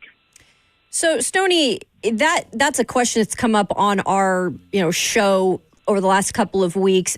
If you maybe decided, and this team needs as many picks as possible, there are a lot of holes to fill on this roster, but it's been brought up before if one of these quarterbacks is available later on, do you go for a Will Howard as you maybe go in a different direction at number 1? Or is that just kind of going back on things that have not worked here in the past for the Titans? Yeah, I think that's more of the past. I think, that's probably going to trigger some pain in Titans fans if they just forgo the quarterback position early on altogether, and we do end up with a Will Howard or a Dylan Gabriel here in Nashville. I think, I will mention Easton Freeze of A to Z Sports has done some fantastic reporting on the quarterback position, how they feel in the building. And it kind of sounds like, from what he said, it kind of sounds like any of these rookies not named Cam Ward or Shedeur Sanders is probably a last resort for this team. I don't feel like they're very high on him, and for good reason. I think that for the most part, this quarterback class, even the two guys at the top, are good candidates to sit and learn, adjust to the NFL speed. But after that, I mean, you're looking at guys that are really, truly developmental quarterbacks that you've got to work with for more than one offseason to get them ready to go. And this Titans regime, specifically speaking about the coaching staff, they got to win some games because I think the heat is going to be on this upcoming season. And if they don't win enough games, you're talking about a hot seat situation. And I don't think they want to go into battle with one of these day 2, day 3 quarterbacks. Stoney Keeley, Football and Other F Words, our guest this morning on Ramon, Kayla, and Will. Stoney, Kyle McCord is fascinating because of how good he looked moving into Fran Brown's offense and going to Syracuse, leading FBS with just under 4,800 passing yards. How do you evaluate him as a prospect? Yeah, he's a really interesting prospect. I think he's got a sect of diehard fans in the NFL draft circles. I've heard some people say that he's going to be quarterback 3 in this draft, and that by the time the pro days, the combine comes and goes, he might work his way into fringe first-round contention.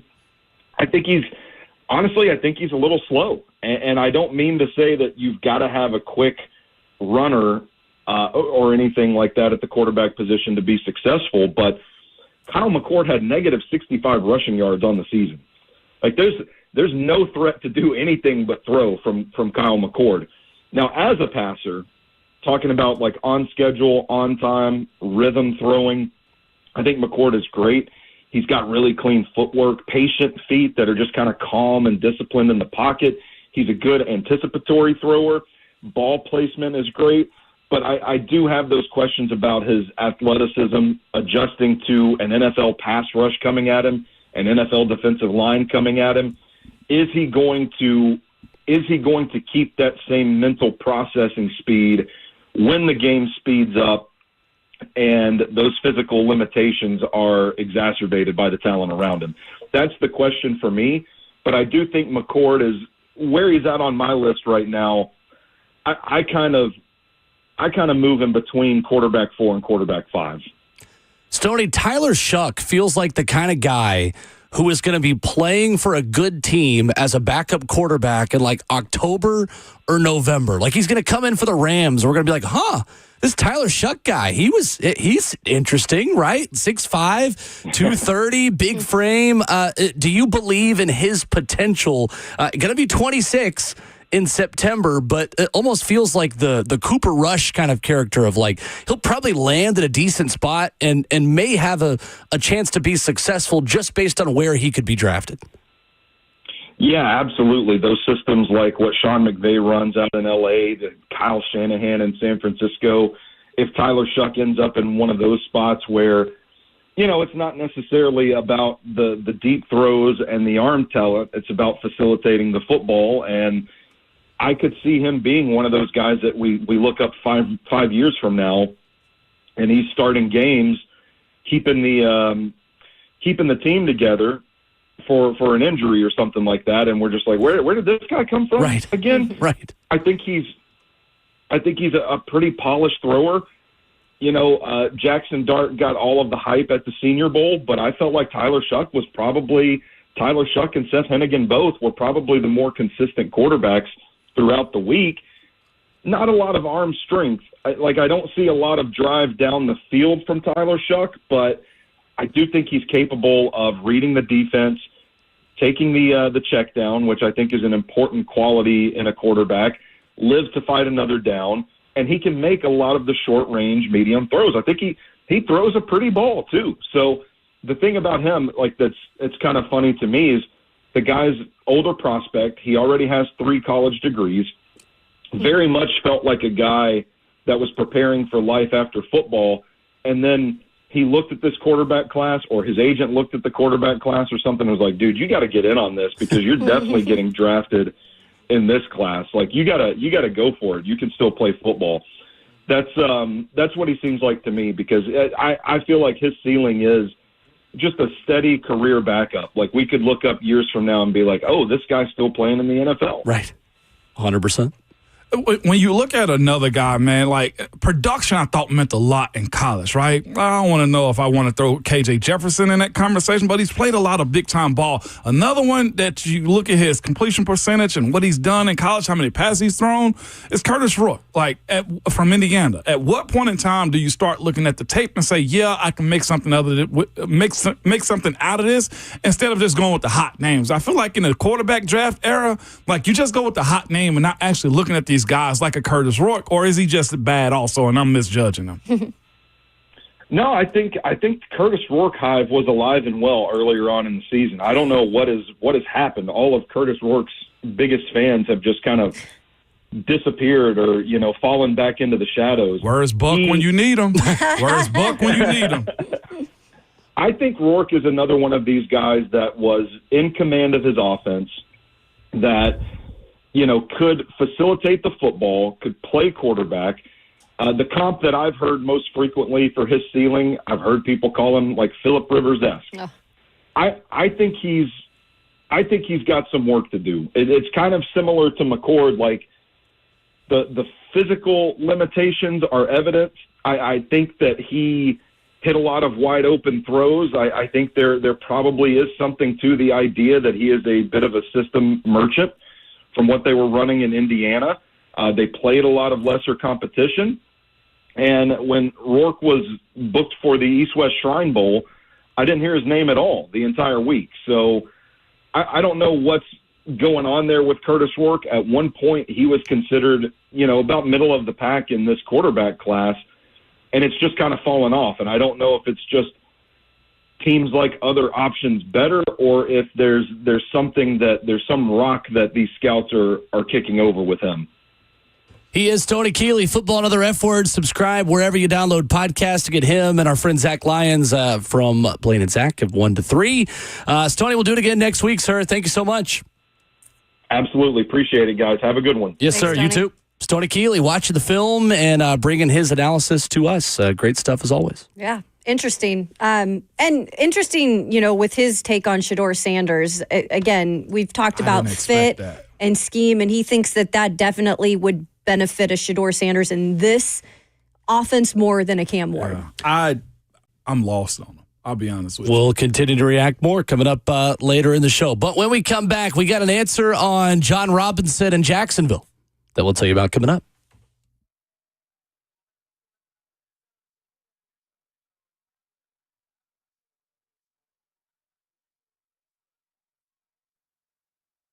It's Ramon Foster for Secure Lawn, man. I'm ready to talk to you guys because as soon as we get past this little cold snap that we're about to have right now, it will be grass time, right? Where you guys talk about your grass and lawns more than you talk about anything else, man. That's because you want to be the envy of your neighbors and just the neighborhood in general, all right? Secure Lawn is a company that you want to call. If you want a company who will be here for you year after year, it's Secure Lawn.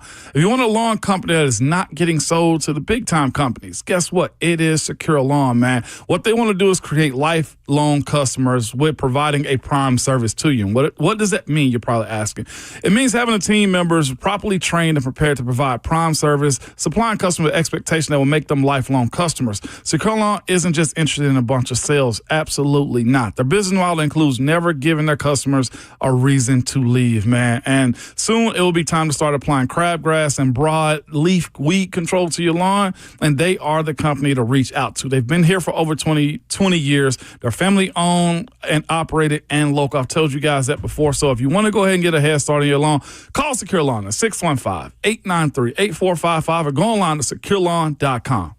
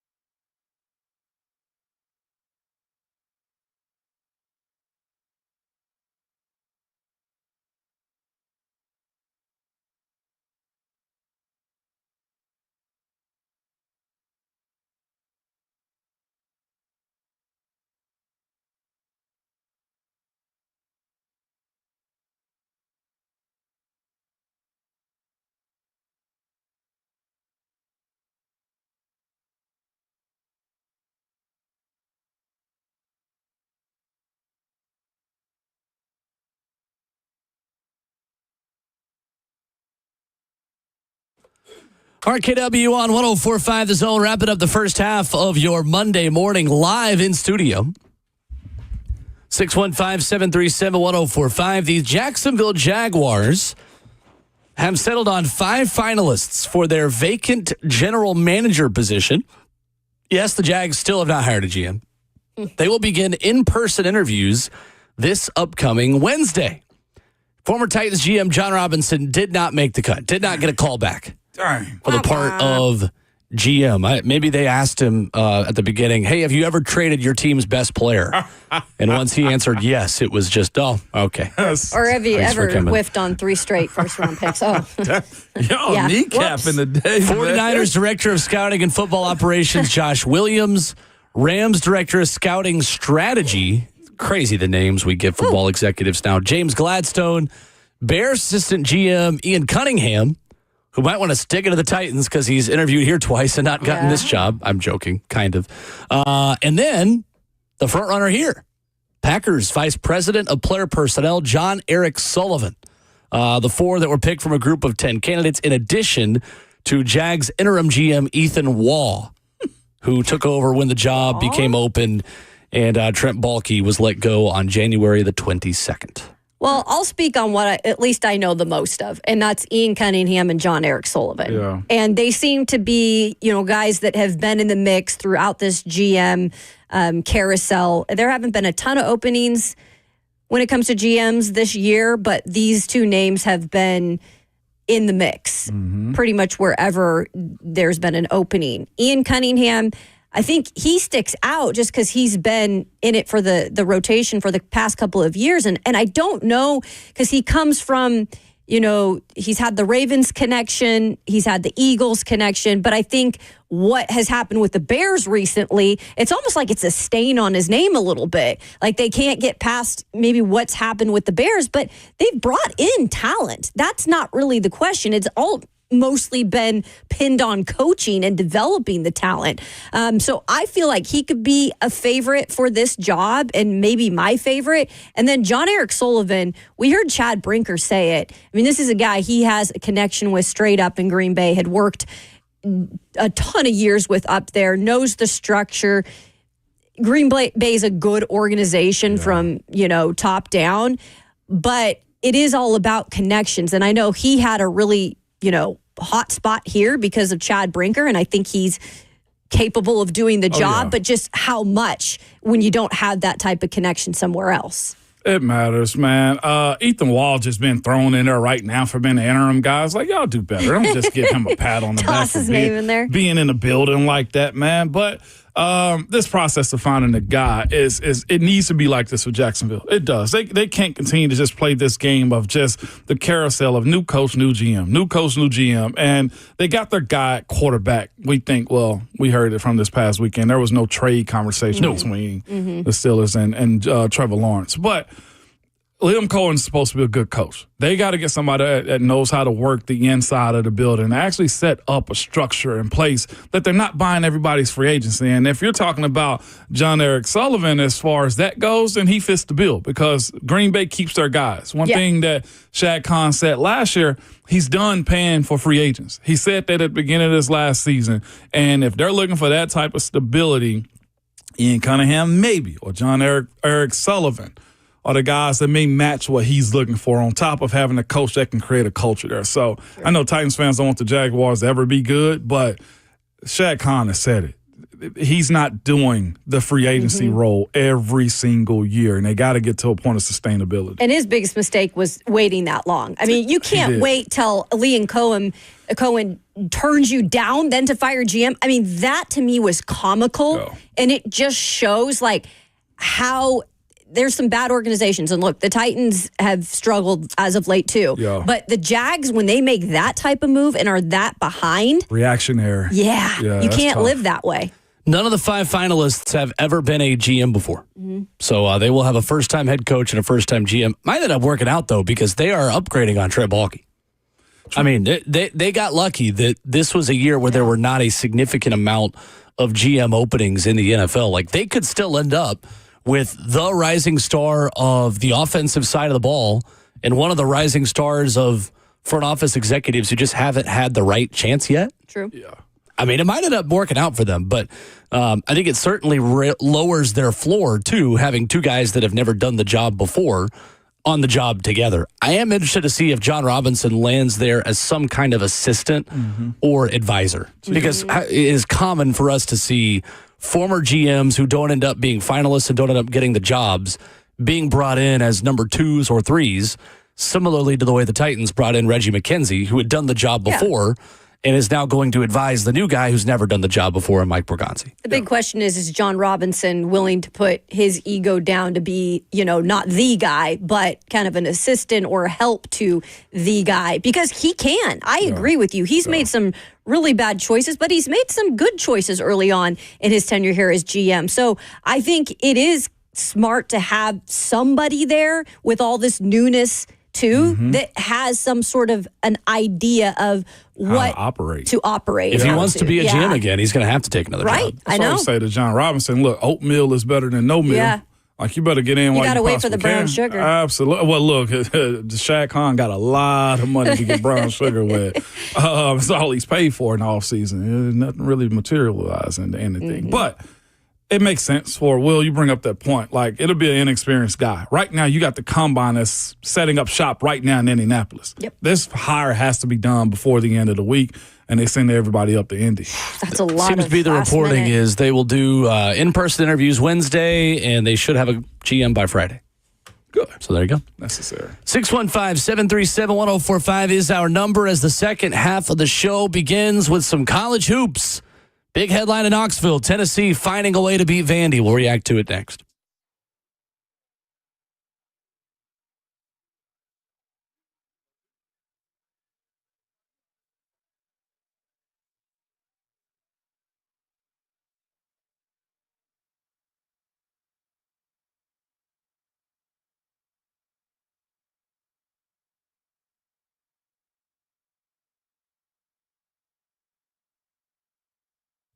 If you're often feeling tired, lacking motivation to drive, or gaining weight or noticing a loss of muscle mass, these could all be signs of low testosterone. Listen to me. Don't wait. Find out. At Low T Center, they make it easy to get your levels checked. And it's just a simple test, too. And with their on-site lab, you'll get your results back in no time, all right? Low T Center is not a typical doctor's office either. Our physicians specialize in treating low T with testosterone replacement therapy, or TRT, for each patient. The experts at Low T Center have over a decade of experience helping patients. And super important right here, the personal treatment plans are optimized for each patient. These aren't just basic standard treatments. No, for current patients also, Low T Center offers you a $150 referral credit for each new patient that you refer. Low T Center also, well, they can get your health evaluated for treatment with prescription GLP-1 weight loss medication. So get back to your best. Go to lowtcenter.com to book your appointments today. That's lowtcenter.com. Low T Center, reinventing men's healthcare.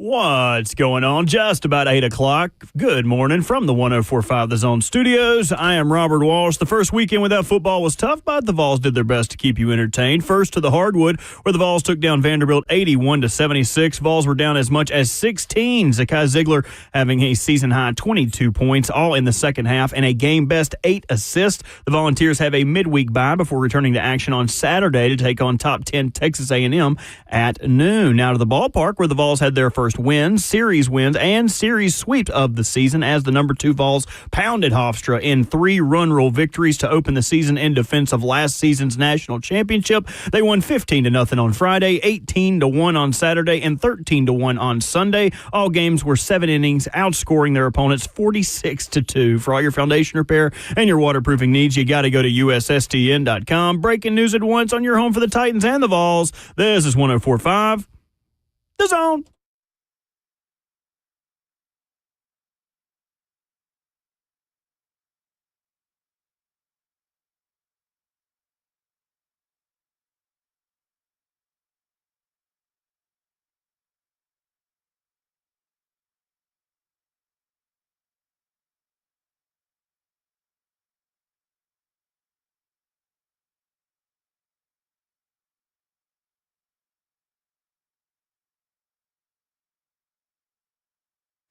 RKW rolls into the second half of your Monday morning. Yes, these are our live voices on your President's Day. Hope you're having a great start to your morning. If you got the day off, enjoy it for us.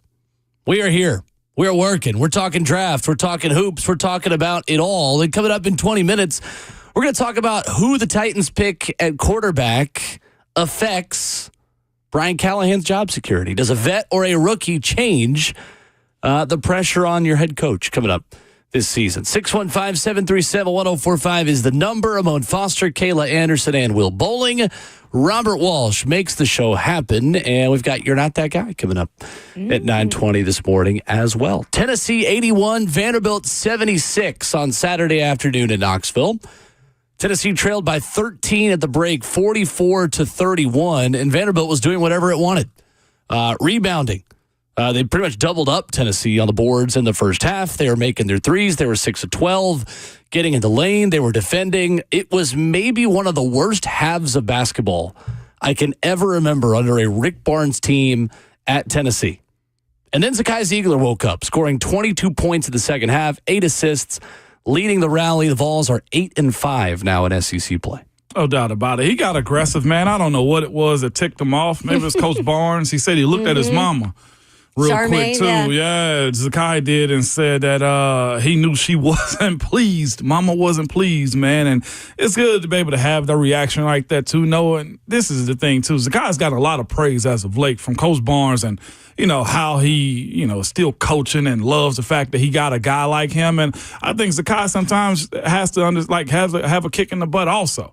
It was good to see him get aggressive, and it was fascinating hearing his post-game conversation, too, where he acknowledged, the balance between being angry and being controlled is what he is when he is at his best. He was like, even when he's smiling, he's still angry because that's the motivation that he needs. And, of course, his stature, being under 6 foot, probably plays a huge part in that also. It's just that when you're the guy sometimes, and I've seen this happen for a lot of people, when you're the guy, you like to see others do their thing too.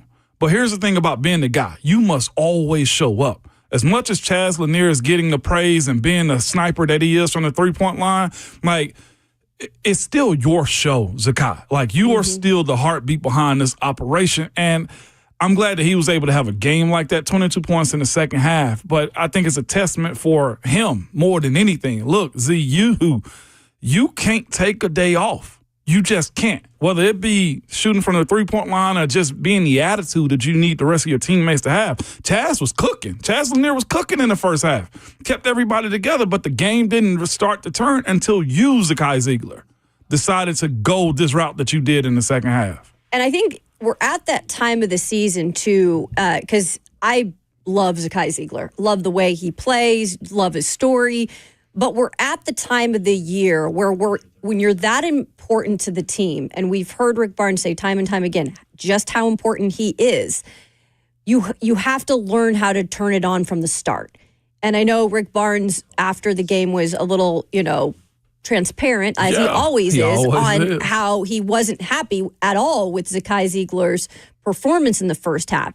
And fine, he came back in the second half and put a lot of the team on his back. I mean, you mentioned the 22 points. He was 7-9 from the field, 3 from 4 from three-point land. But he did find something in him to turn it on, and that's what Zakai can do. But when it comes to tournament time, and as we creep closer to even, the postseason, you've got to figure out how to do it from the start, how to turn that on from the start, because that's the one thing Rick Barnes had also mentioned is these slow starts that they're getting. We've seen them get snake bitten like that. Right. We've got to see this team figure it out, how to flip the switch on from the start. And because sometimes in a tournament especially, if you play catch-up the entire game against a team that maybe you've never seen before or you're not as used to, you can't always catch up. Nope.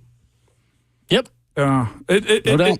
Again, my main point is that to Zakai. If you saw they need to be challenged like that, every player needs a kick in the butt from time to time. It's like, hey, who the heck are you? And Coach Barnes does that, but just looking at the face of Zakai in the first half, he wasn't locked in. I don't know what it was, or maybe it wasn't his time because again, Edwards from Vandy was on. There was nothing he could do about that, and I just it's hard Zakai being the guy. You can't not be you every single night. And it sucks because nobody's there to really, for you to lean your head on. But these are the things that are given to the people that are really good. And Zakai, you can be for this team. That version of Zakai Ziegler brings out the best in everyone on the floor for Tennessee. Yep. It allows Jemai Mashack to stand in the corner where he's a 38% three-point shooter in his career from corner threes. Shout out to Jordan Moore with that stat. It allows Felix Okpara on lobs and on those two-man games. You screen up top, you roll to the basket, you're open. Same with Cade Phillips, who I'd put in that same conversation.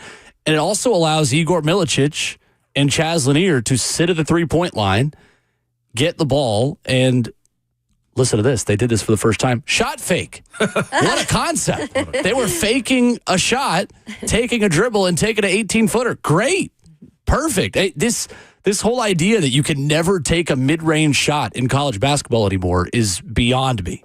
Like, no, you don't want to major in 15 to 18 footers, but like every now and then, if it opens up a three-pointer or it is instead of a very contested three because people are always flying at you and jumping because you never shot fake, yeah, it's better. Mid-range is fine at times. So I loved that element of Tennessee's game on Saturday that we don't see enough of, and Jay Billis was preaching about it when Tennessee played Kentucky of like, just shot fake. Yeah. They're flying at you every single time and trying to run you off the three-point line. If you just shot fake every now and then, take a couple dribbles, like, you're going to be wide open. You just got to hit them. And it worked. We saw it. 100% I brought up their big man, Devin McLaughlin. He was a menace this past weekend for Jalen Carey as well was a menace. Jalen Carey, both of them were, and both of them fouled out because of that point. Getting to the point that Okpara goes up and fake and gets some forced fifth foul. Like, those things happen. And the right amount of aggressiveness, too, from Zakai played a part in that also. He can be the agitator because of his size. Trust me, I've seen this where the small kids never get called for fouls. It happens in college, too, okay? But you can get under people's skin that way. But I can't say all that without saying shout out to Vandy. Heck of a game. Came out, had TBA, quiet. They were shooting lights out. Jason Edwards, a point guard, a shooting guard, had a game also. They did everything right.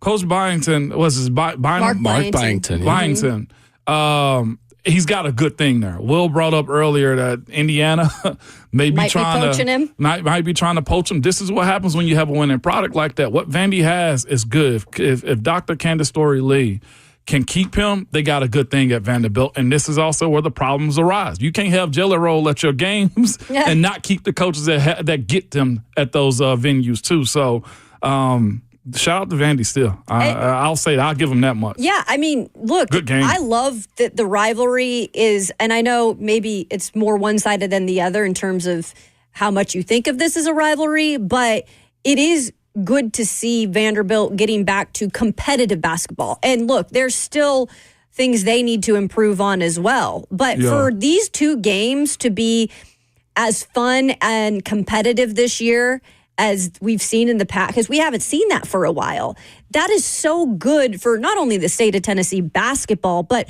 again, for the conference as a whole, and this has been reiterated by all the coaches, but by Rick after this game too, Rick Barnes, saying the SEC the competition is crazy. It is. And on any given night, no matter if you're home or away, like you're going to get a team's best shot, especially if you are a Tennessee type of program and you're Vandy, kind of the little brother swinging. Right. Tennessee seeded number 5 overall, the top 2 seed, according to the first official rankings sent by the College Basketball Selection Committee on Saturday as well. So Tennessee right on the outside looking in.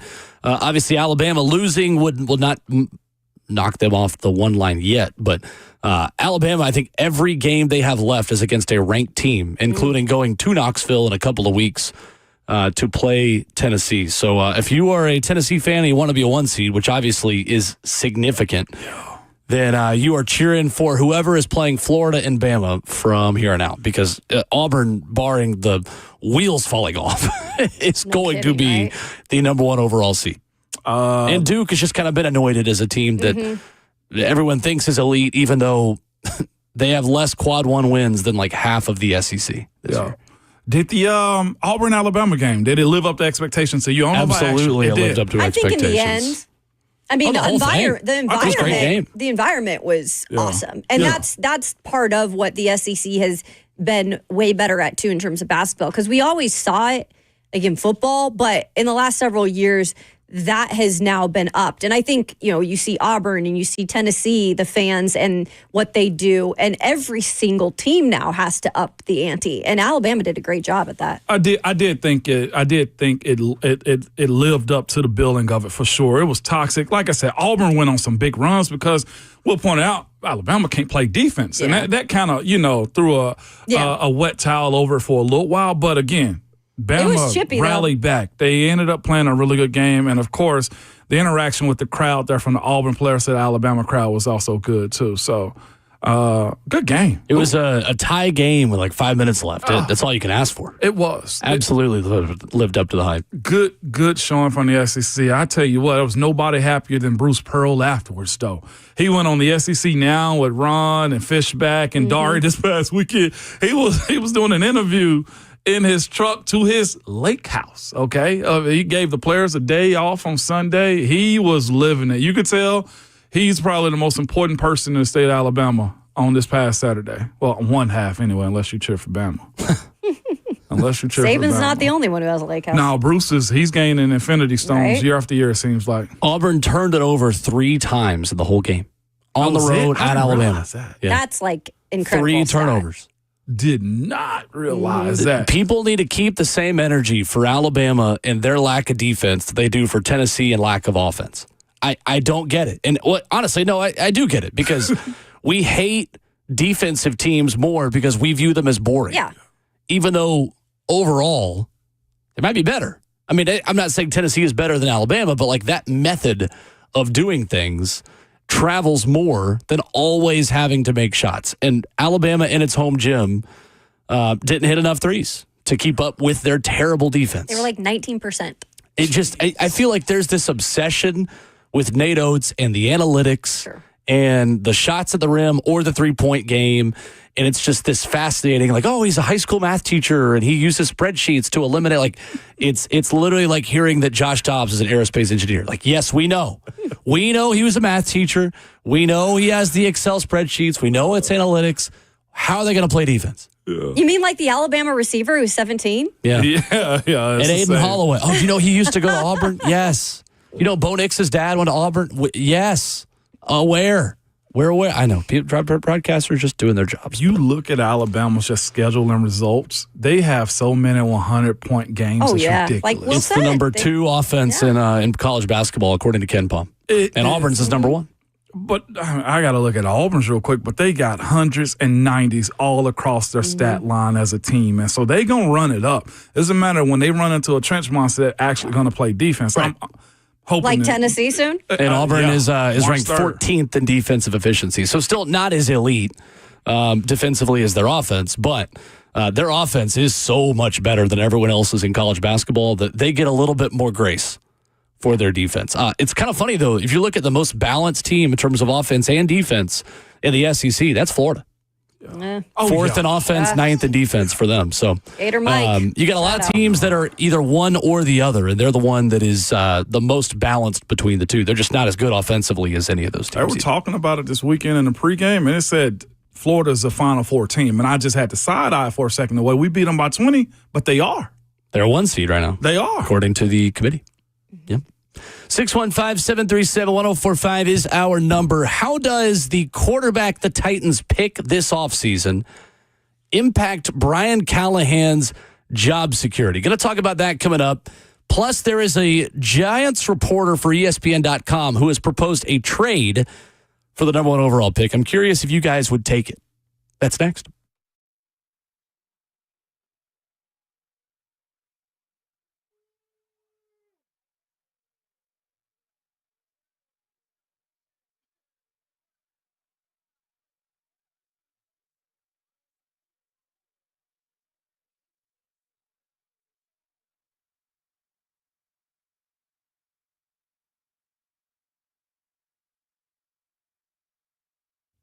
Hey, living in Nashville is the best. We all know that. And while it's a growing city, you still want to work with people you trust, including a real estate agent. That's why you need to check out my friend Bernie Gallerani. Look, Bernie Gallerani has years of experience, knows your neighborhood, and cares about your buying and selling goals. In fact, Bernie guarantees to sell your home in 30 days or less, or he's just going to buy it from you. Look, finding the right home takes time, and for Charisse, that meant 6 months of searching for the perfect place. From day one, the Bernie Gallerani real estate team was patient, answering every question and make the entire process smooth and stress-free. So when Charisse was ready, they found her perfect home. Bernie is the only real estate agent in Nashville recommended by Barbara Corcoran of Shark Tank, and the only agent I would trust to sell my home. So give him a call on his personal cell phone, 615-428-2644. That's 615-428-2644, or go to BernieGallerani.com.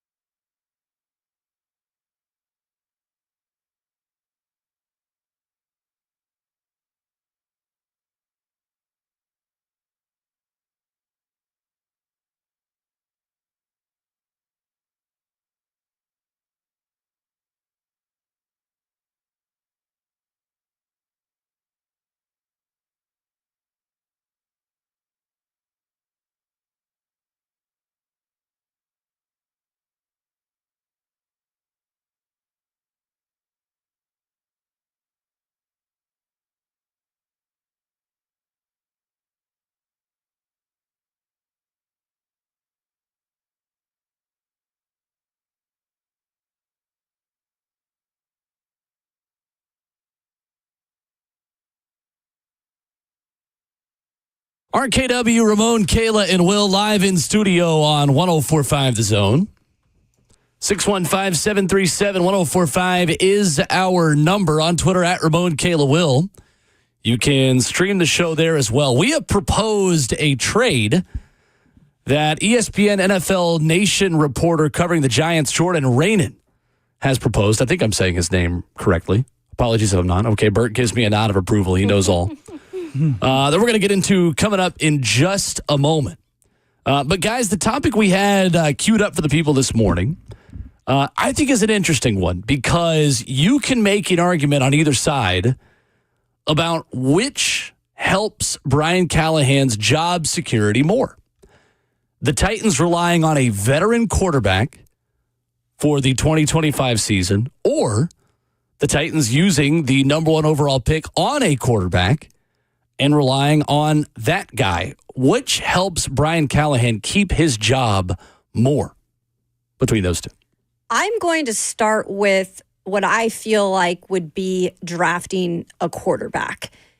And I say that because both of these quarterbacks clearly have question marks around them. However, you've got a new upper management collab going on where Mike Borgonzi and company have brought up at times, even if we get our quarterback, in the past, you've seen it with Chad Brinker at Green Bay, Mike Borgonzi with Patrick Mahomes, sitting for a year, that it's possible that this number 1 overall quarterback could even sit for a little bit before actually playing. And I think that right away would take a little bit of pressure away from Brian Callahan to be able to have some time even this next season to develop them.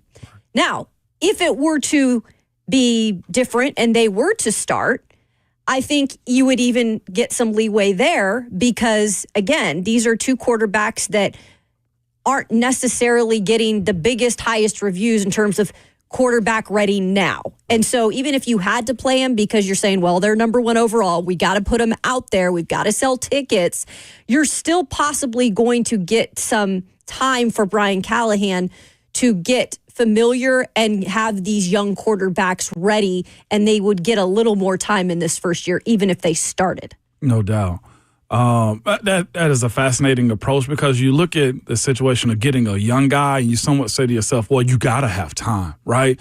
And if both these young fellas, Shador or Cam Ward, have to sit, then you do get that grace of sustaining your job a little bit longer. The issue is, for me, is Coach Callahan has to show that he can operate a team and have them win consistently. That's my thing, because I don't know if it was because of Will Levis last year, or maybe the game plan wasn't good enough, or maybe your quarterback wasn't good enough and how he set you up to lose certain games because of turnovers or the offensive line. But he, in my opinion, Coach Brian Callahan, has to start winning games. There's not many coaches in today's NFL. Maybe we go back to the late 80s, early 90s that get the opportunity to build up a team. This isn't like the college world anymore. You got to have these guys ready to go. And if you are one of these gurus, then your method of winning has to show early. I think that's the reason you had a guy like Mike McDaniel in Miami that's still got a job. Because, I mean, at this point, he hasn't done much other than the fact that you believe he can call plays. And so, in my opinion, I'm leaning towards go get a veteran.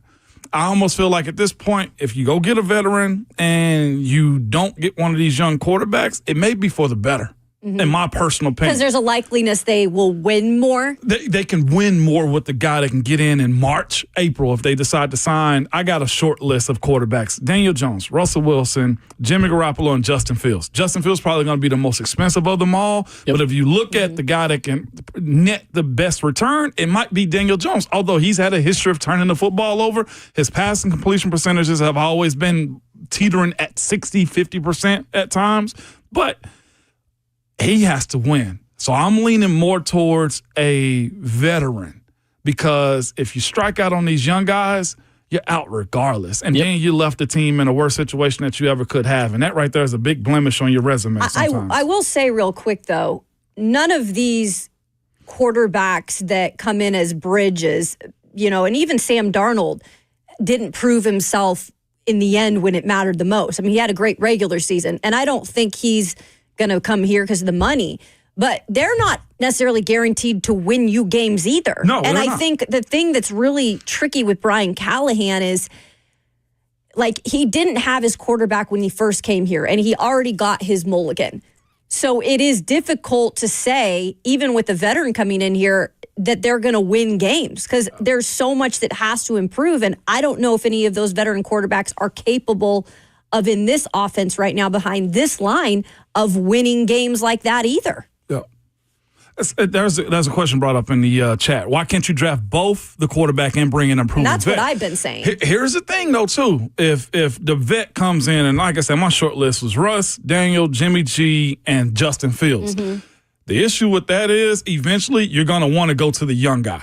We saw it in New England. Saw it in Atlanta. Atlanta couldn't hold him back. Atlanta no longer. was the best example of that because Kirk Cousins was still seen as a 2 to 3 year option. Yeah, he got and then Penix would take over after that, and they were going to do the Alex Smith Mahomes thing. They were just going to bring them both in at the same time. So what happens down with Atlanta and Kirk Cousins, right? He starts playing like a guy coming off an Achilles pop, can't move very well, Yo. hurts his shoulder, confidence. and then all of a sudden it's Penix time. And you're on the hook for, and I know we don't care about owners' money, but the team cap and how you move matters in that moment. He got a right lot there. of guaranteed cash that they're going to have to continue paying him to play for someone else, Atlanta, leave. next season. Right. Right, to leave right now. And so if you do keep Kirk Cousins in the building, I think it was Chosen that brought that up. If you keep, let's say, Justin Fields in the building and Justin Fields isn't playing the way you need him to, Justin at this point I think is going to command at least $30+ million a year. Justin Fields?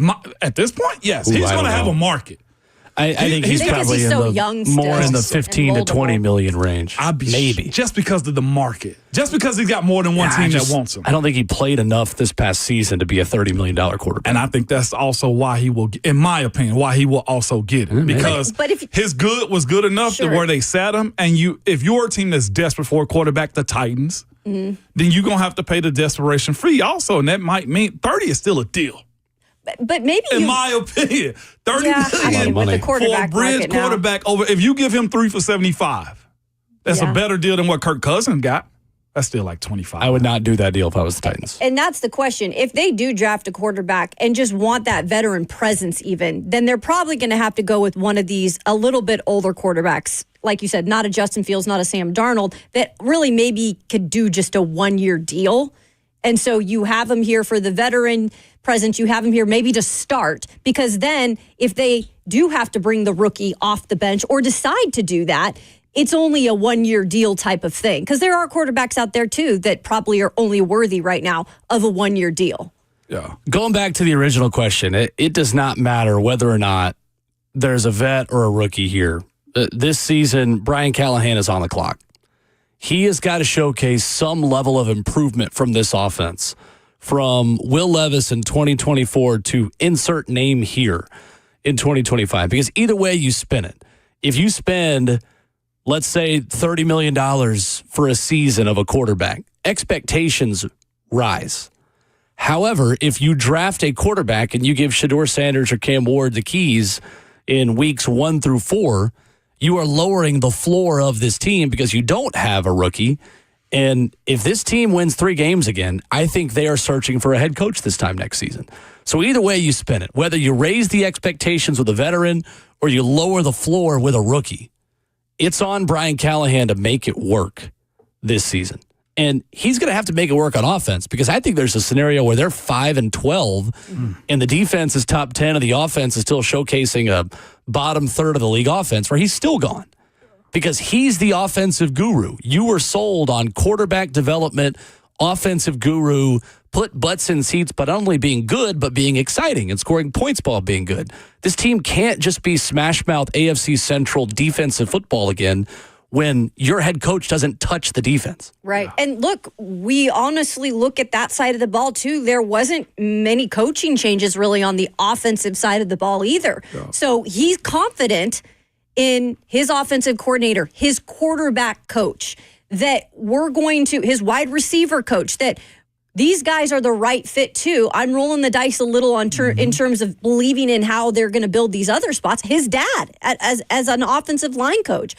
There's some things, we talk about the quarterback all the time, and that's the most important spot right now on this team that needs to be answered. But we're speaking of that all these other positions are good. They're not. And besides the running back position, where it's really Tony Pollard and Tajay Spears, if he can stay healthy, there's a lot of improvement that has to happen at those spots as well. It is. I heard Nick Saban say it on a podcast recently, too. It was just like the difference between college and NFL is the quarterback in NFL gives you so much power and flexibility. It's like the NFL is not we can just play defense and we can have good special teams. So like you or run the football is what he said. Yeah. The X factor that NFL teams have to have is a quarterback that can spin the ball down the field, which is why they're paid so much, which is why they're the head CEOs mostly on any team when you got a good one. That's the difference right there. It's trickling down to the college ranks too with the transfer portal and what teams are paying for them. But you have to have explosion plays because the game is so – we were talking about it earlier. There is no bad college team that can go win a national championship. But there are bad NFL teams that can be 6 seeds and 7 seeds that make it to the Super Bowl. Mm-hmm. And that's because of the quarterback.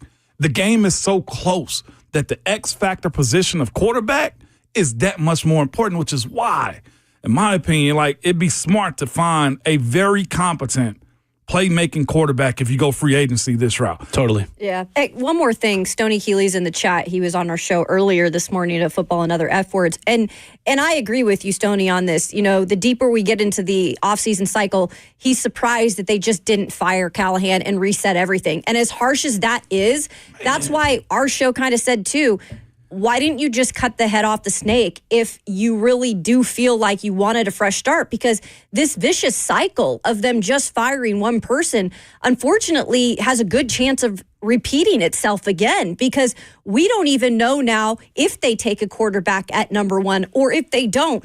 Was Brian really a part of this when it comes down to it? Because Mike Bergonzi seems to be the guy who's getting the full key to the car. I honestly don't want Callahan fired. And maybe that's just, hey, you got to prove your worth. And I don't think, respectfully, the O-line and the quarterback didn't allow him to prove his worth. I said 25 should be a mulligan. Now, he's got to get a lot right this year. But, like, I didn't see a reason to have him fired this year, in my opinion. I just thought if Rand was fired, he should have been fired. I'm with you. So. I agree with that, too. And a lot of people say, well, he didn't have the team ready. He acknowledged that. He sat down, I think, with Easton Freeze, like he's got to do a better job of having a relationship with the defense. Yes, he mentioned that a lot. I personally didn't think so, but we'll see what this year holds for him. He is that stove is turned on, in my opinion. 615-737-1045. Jeremy is in Nashville. Hey, Jeremy. Hey, good morning, guys. Morning. Will, I'm kind of with you. I feel like the level of how hot this seat actually is should be higher, because last year the basic word to describe that offense was an atrocity. This stuff wasn't even close. These games were, just embarrassing, and for all the expectation that came with him coming from Cincinnati, and this is what you show. Like, yeah, there is a lot that needs to be fixed on this team. And so, like, when you're talking about bridge quarterbacks, like, do y'all think that maybe Justin Fields could be somebody down the road that could be like Geno Smith? Because when he was with the Jets, everybody thought he was washed. And then he goes to Seattle and he's, kind of turned his career around and what he's been able to accomplish. And, maybe we are able to get Justin Fields and he could turn into something like that. Because I'm with drafting Abdul Carter. Because you put him on the line with Sweat, and then maybe he can learn from Simmons. What could that defense look like? So I mean, there's just so many different things that picking up on who to pick, and there's just a lot of conversation and uncertainty with this team that they've got to address. But that's all I got to add to the conversation. I'll talk to y'all later. Thank you, Jeremy. And Justin Fields is such a fascinating case study when it comes to quarterbacks in this league, because it's almost like we saw it coming out of Ohio State what he could be, and there was a lot of positives. Yeah. But it's almost like you go to Chicago, the excuse was, well, you're playing for a coach who doesn't know what they're doing, that they kind of ruined him then. Then he goes to the Steelers, where he's in a weird position because you're fighting for a starting job with a veteran quarterback who you got to play a little bit, but you didn't get to play the whole season. And I think everybody still looks at him as a work in progress, of fixable. And it's like, does this organization want to take on that task again? And gosh, it kind of, I don't know, would benefit him either to come here, because you kind of want to see Justin Fields go somewhere where he's going to be given the shot in terms of the he's the system, and future. he's the future. Yeah. It's interesting with Justin Fields. I would love Justin Fields to be here, Sure. but now with Pittsburgh's situation, if he doesn't go back to Pittsburgh, it's a red flag. Because that's a quarterback needy team who already has him in the building. If they don't believe in him, what are we missing at that point? Like that's the issue. That's a well-run organization. That is a team that knows what they're doing. I know at quarterback, they've wandered through the wilderness a little bit, but I think people didn't realize how good they had it with Ben Roethlisberger, even late in his career. If they don't want him, I'm thinking, Yeah. should we really want him for that price then? Yeah. That's fair. Because they need a quarterback too. bad. And I think he's going to go back there. I think they do want him.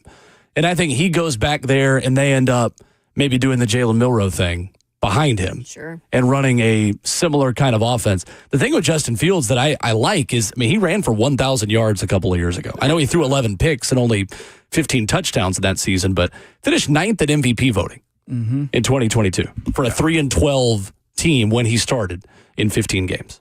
Yeah. I do know this. The locker room, the players want Justin Fields back. Sure, Apparently, I there was a little bet. bit of a split with makes how sense. they went with Russ. But Makes it was one of those situations where I think coaches decided to go with the known commodity as opposed to letting Justin Fields continue to roll with it. So he wasn't benched for a bad play. No. I think they But just it had was- more it was confidence a- in what Russ could do. Injustice to him almost, because he didn't get to continue to start to build on his career. But it was also one I of those get it. situations. What I'm saying is I one of get those it. situations where Justin maybe need to sit and learn more than play and make Yeah. mistakes. I think ultimately the summary of all of this is it's on Brian Callahan to take whatever ingredients he is given and make a better meal this season. Are they good ingredients so far? They have to be, else you're Doesn't matter. You're gonna burn That's the biggest point. and be dumped in the garbage. It Dave don't even Canales matter. made it work down the stretch with bad ingredients in Carolina. When Dan Campbell proved to us that he knew how to do this, it was making it work down the stretch. Down the stretch. That first or that second season that he was there. And We you- all thought they were idiots on biting the kneecap stuff. So again, it's why we get a lot of questions both on air and off air about what do they have to do to keep their jobs? I don't know. Because the difference between if they win 3 out of their first 5 games and then win 1 of their last 12, I think Brian Callahan is fired. But if they go 5-12 by winning 4 of their last 5, or 3 of their last 5, 3 of their last 6, he may be, the arrow can be pointing up. I just keep going back to that, what Mike Keith told us all season. It's important for the arrow to be pointing up at the end of the season. Right now, it is not. You know, Brian Callahan. You know what sucks in this last 2024 season for the Titans? Those first 4, they could have easily went 3-1. Sure. I'm more concerned about the end, though. Honestly, you guys, I thought after that Houston win, when you go and get Houston on the road, where was the momentum and confidence built after that? They should have won a few games at least after that, or a couple. And there was none of that. That to me, that was a panic point for the Titans when they couldn't get it together after that type of confidence winning. After the Houston game? Yeah. I mean, Yeah. that Washington game, though, Yep. was just bad on the And it's ground. almost like, because that set them back that far. And Washington also got called out the week before from their coaches, too, if I'm not mistaken. And Brian Robinson, isn't he a junior also? Came back and torched them. So there is a trade proposed by ESPN NFL Nation reporter Jordan Radin, who covers the New York Giants, where he has said, would the Giants and their fans want this trade with the Titans for the number 1 overall pick? I have got a strong answer, and I'm sure you guys do as well, on how the Titans should feel about this proposed trade for the number 1 overall pick, and we'll talk about that next.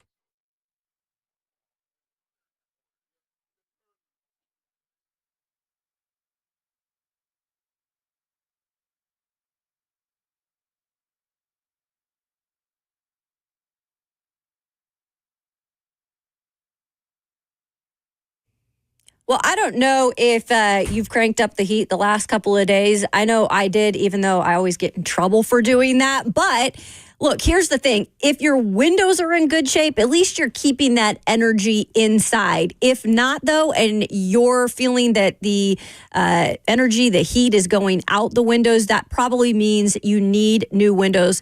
And our friends at Window Nation have a great deal going here in February. 60% off all window styles. Plus, you're going to pay nothing for no interest for 2 full years. Here's the best thing about those windows, Kayla. You mentioned the weather a little bit. One, they are built to protect your home with top quality insulation and seals. Window Nation has some of the best insulated windows you can buy, man. And with their windows, more of that heat that you were talking about, Kayla, you're paying to stay inside of your home. I promise you, it comes right back to you, man. This sale ends February 28th, as Kayla just told you. Don't overpay for expensive windows that may not be as good. Schedule a free, no obligation, in-home consultation now with the pros at Window Nation. You can call them at 866-90Nation or go online to windownation.com.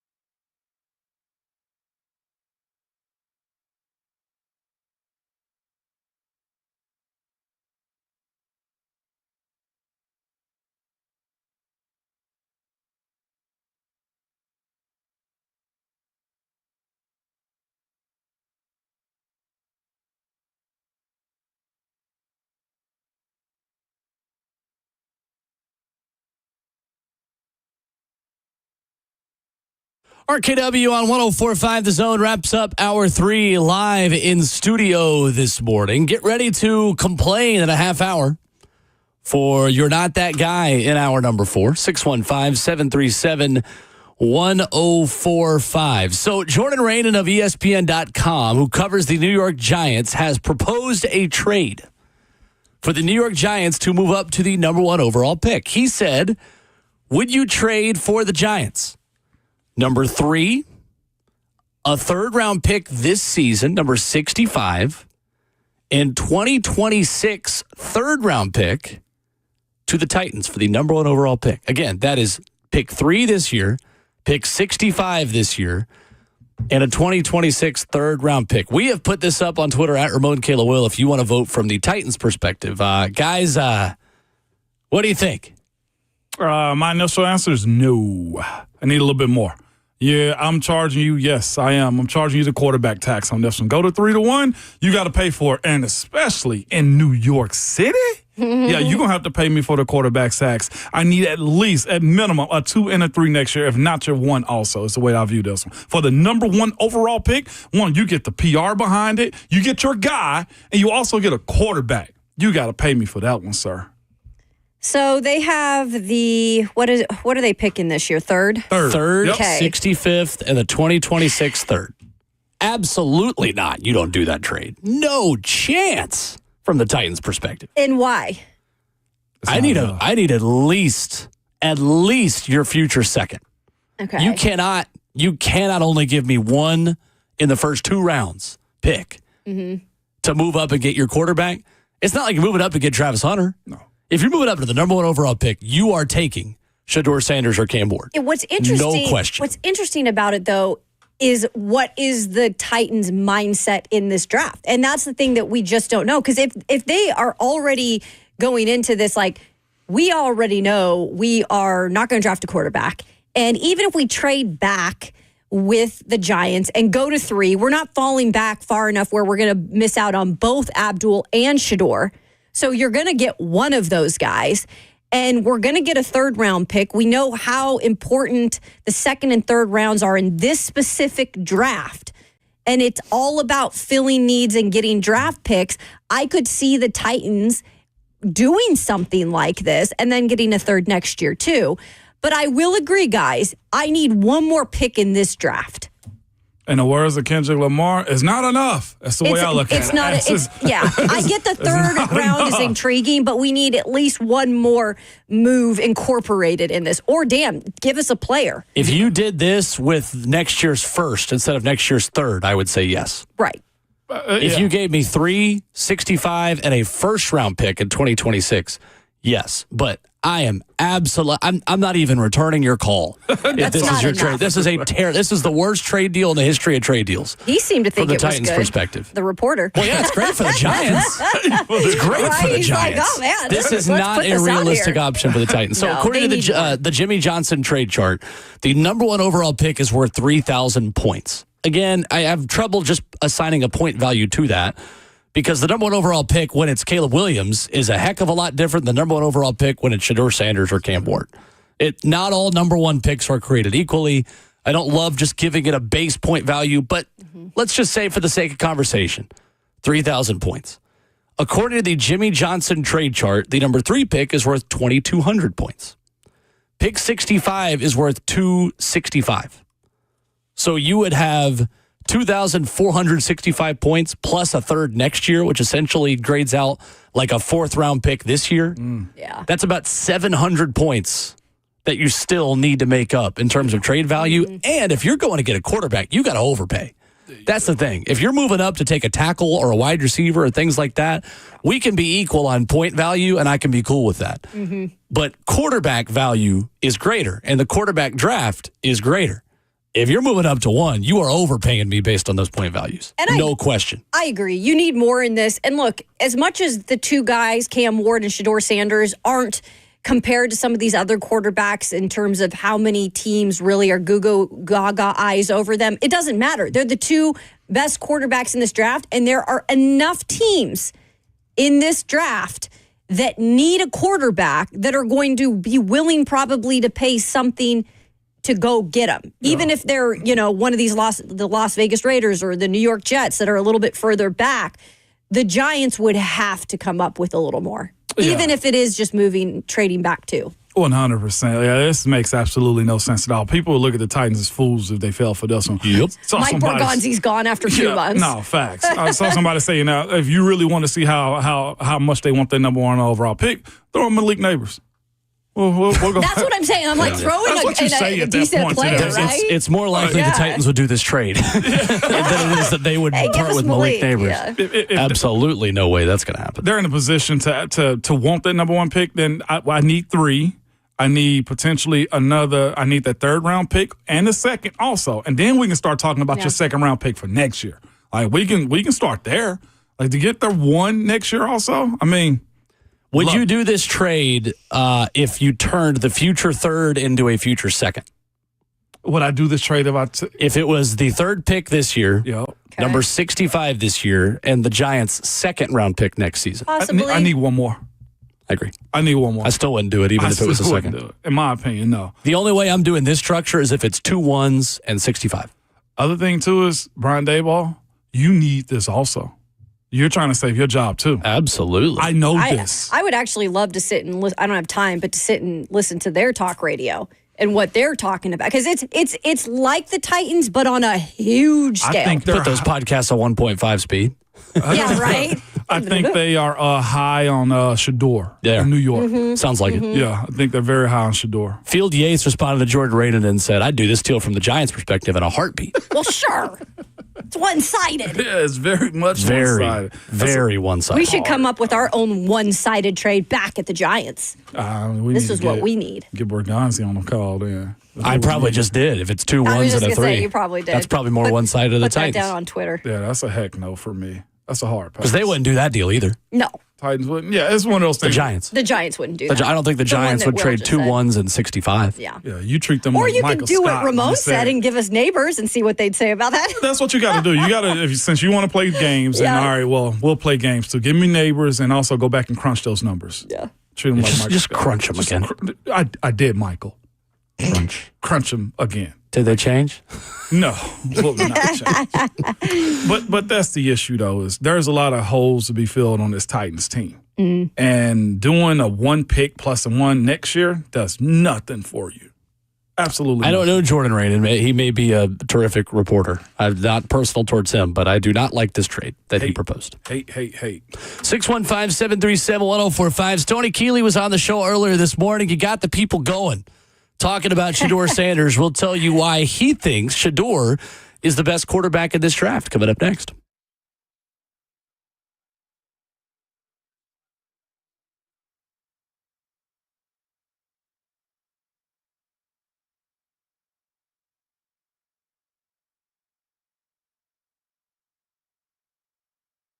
It's Ramon Foster Hill, Plumbing, Heating, Cooling, and Electrical, y'all. They have been around here for a long time, man. Since 1990. They've also been family-owned and operated in that time, too.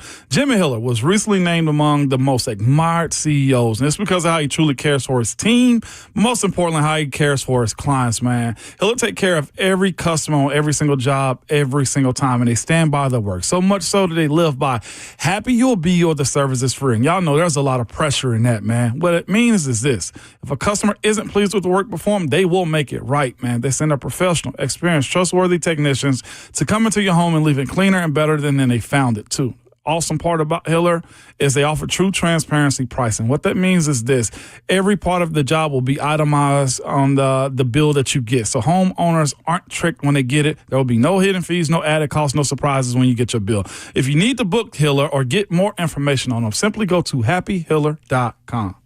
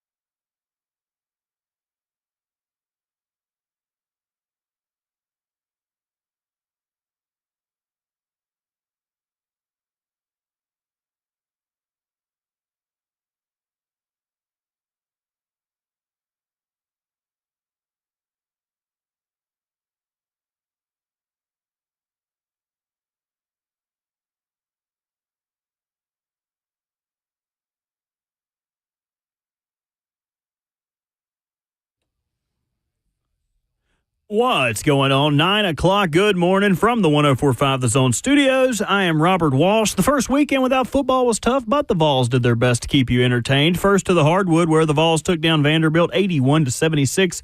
Vols were down as much as 16, but Zakai Ziegler had something to say about that. Had a season-high 22 points, all in the second half, and a game-best 8 assists. The Volunteers have a midweek bye before returning to action on Saturday to take on top 10 Texas A&M at noon. To the ballpark, where the Vols had their first series wins, and first series sweep of the season. The number 2 Vols pounded Hofstra in a 3-run rule victories to open the season in defense of last season's national championship. They won 15-0 on Friday, 18-1 on Saturday, and 13-1 on Sunday. All games were 7 innings, outscoring their opponent 46-2. For all your foundation repair and your waterproofing needs, you got to go to USSTN.com. Breaking news at once on your home for the Titans and the Vols. This is 104.5 The Zone.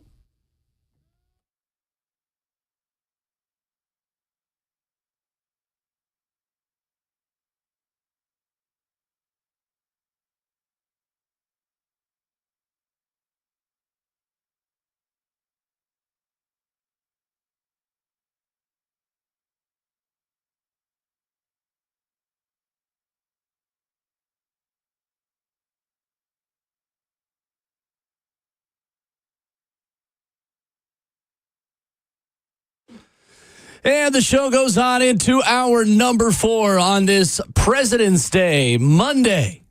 Welcome in to RKW, 615-737-1045. Ramon Foster, Kayla Anderson, and Will Bowling with Robert Walsh hitting all the bright buttons, including ours and the F&M Bank chats, where you can stream the show live, Facebook Live, YouTube, Twitter, or Twitch. Coming up later today, you will get 2 hours of the official RKW draft expert. Stoney Keeley will be co-hosting with Zach Lyons today. Nice. Blaine out. Cover 2 with Blaine and Zach, featuring Stoney today. And earlier this morning, if you missed it, we asked Stoney for our weekly 720 draft visit with our expert, who he believes is the number 1 quarterback in the NFL draft. He says it's Shedeur Sanders. I still like Shedeur Sanders. I understand the fascination with Cam Ward. I think that the detractors of Cam Ward are a little too harsh. I think this is a clear 2-horse race at the top of the quarterback position, but I still go with Shedeur, and I think it probably says more about my philosophy as an evaluator than anything else, because I think Shedeur has the higher floor than Cam Ward. I acknowledge that Cam has the higher ceiling, but I think you're going to get Shedeur Sanders on the field quicker. I think this guy is a facilitator. It's really fun to watch the offense at Colorado run through him. I think from the neck up, Shedeur Sanders is more NFL ready than Cam Ward is. And I like a guy that can still just go through his reads and put the ball on the money. So I'm still leaning Shedeur in this race. So there is Stoney Keeley earlier this morning leaning with Shedeur Sanders. I'm a little shocked by that. I ain't gonna lie to you, from Sony. Everybody I've seen has had Cam number 1 overall, and it's just because of his ceiling and what you would, how you see his career going. I think we were having a conversation last week.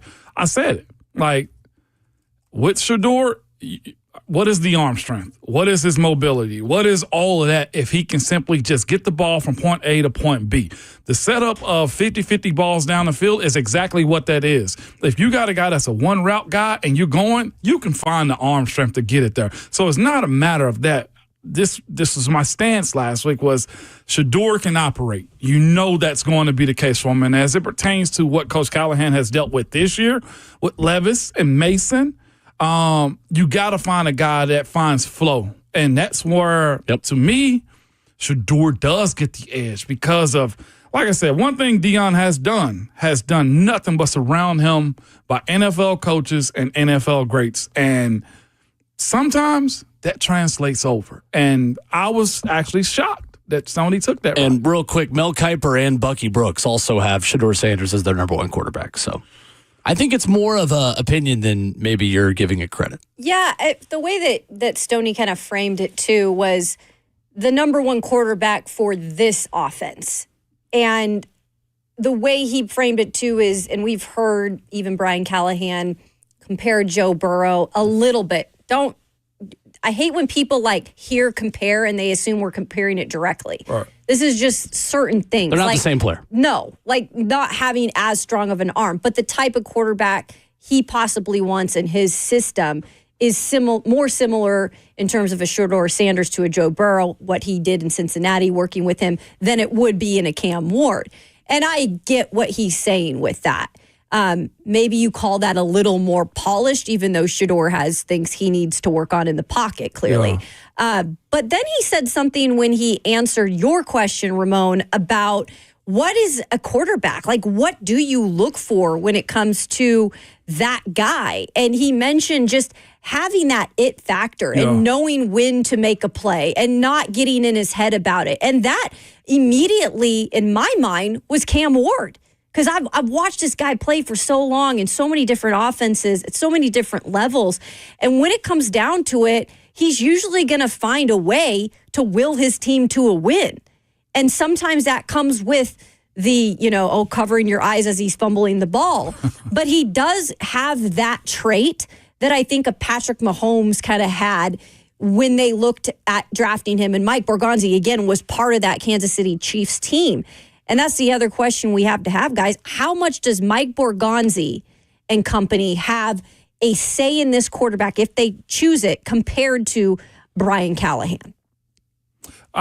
That also, to me, you bring up being in those situations. To me, both have. In my opinion, both have been in that situation to where they've had to overcome, they've had to adjust, they've had to make their schools better than where they have. They have done those things.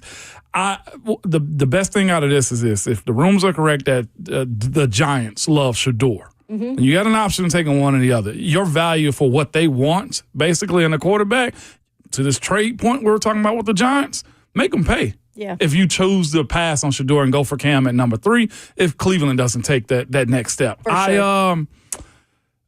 Shedeur answers the call for me now. He was your original number one. He was my original number season. 1. Mm-hmm. He was. Yep. And I told you it was just for this point. From hash to sideline, he makes the throws. Toughness, he checks the box.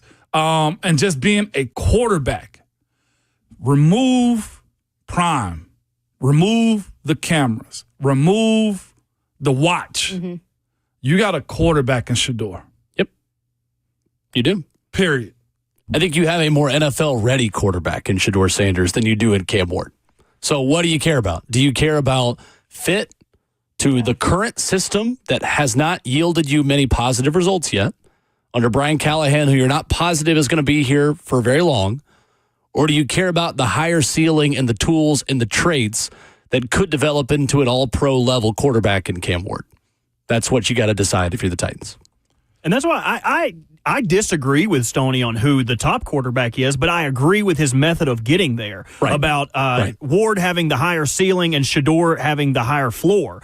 To me, Shedeur would be better to start year one in a base offense on a nameless team if you can't tell me who the offensive linemen or the wide receivers are. Mm-hmm. But if you want someone to sit and potentially sit, learn, and get ready to start, I would pick Cam Ward over that. So, I mean, I don't hate the process of him getting there, even if I disagree with who the top quarterback is. If you're 100%. If you're in Callahan's position right now, and I think it needs to be about him at this point, who are you willing to bet with? A guy that you got to sit and bring a veteran and hopefully he turns it on for you too to save your job? Or do you want to go with a guy that you know the floor and the players are going to be made potentially early because of his operation of being able to run an offense? How much is it up to him? How much is it up to him? That's the big question. And even if it is Callahan. up to Mike Borgonzi more so that he got a little bit of say, you have to look at what their situations were in the past with quarterbacks. Even Chad Brinker, they had a veteran that was already playing at a pretty good level, or not the highest in terms of Alex Smith, but he's pretty dang good. Yeah. I mean, he wasn't anything to, send home, and that was why they felt comfortable getting Patrick Mahomes at that point and sitting him for a year. The situation here, guys, they don't have that veteran right now that's sitting ready to kind of bring in the next quarterback, usher in the next quarterback. They have to actually go and get them in the offseason as well, and we don't even know if they'd be a fit here. So there's a lot of that, too, that if they're going to sit one of these guys, it might not work out that way either. The thing that sucks in this conversation is talking about floor versus ceiling is if you do hit as it pertains to the ceiling, they're projecting Cam to have a higher ceiling. Well, what if you never get to that point? Because I'm looking at a group of guys right now. Trey Lance, high ceiling, did not hit. You look at Zach Wilson, high ceiling, never saw it, never hit it. Achilles Smith, the draft pick for the Cincinnati Bengals, number 3 overall, never hit it. The number 1 of them all right now, well, the number 1 and the number 2, Ryan Leaf and Jamarcus Russell. Never hit that P-word potential. That's what sucks as far as trying to go with the overall talent. Baker Mayfield, well, no, Baker has some success early. He's finding it more now, but that also meant fired coach and change of scenery for him, Yeah, he's too. been a couple different places. The funny thing about all those picks, too, is they were pretty highly regarded, and I feel like Cam Ward and Shedeur are being talked about like they're almost like second rate. Oh, we'll have to. And yeah. it's interesting because I think in their minds, too, with this process, I'd be thrilled to see them both just succeed at the highest level wherever they go, just to kind of put it to everything in terms of the analysts and all that's going on. And I get it. Like they don't grade out as well. But it would be a great story for these two gentlemen in particular to rise above that and say, hey, we might not have been really highly graded coming into this draft, but we made it, and that might take a while. ESPN's Matt Miller has 12 players with a first-round grade. None of them are quarterbacks. Yeah, None of them. That's what I'm saying. Matt Miller does not believe either Shedeur Sanders nor Cam Ward have a first-round grade.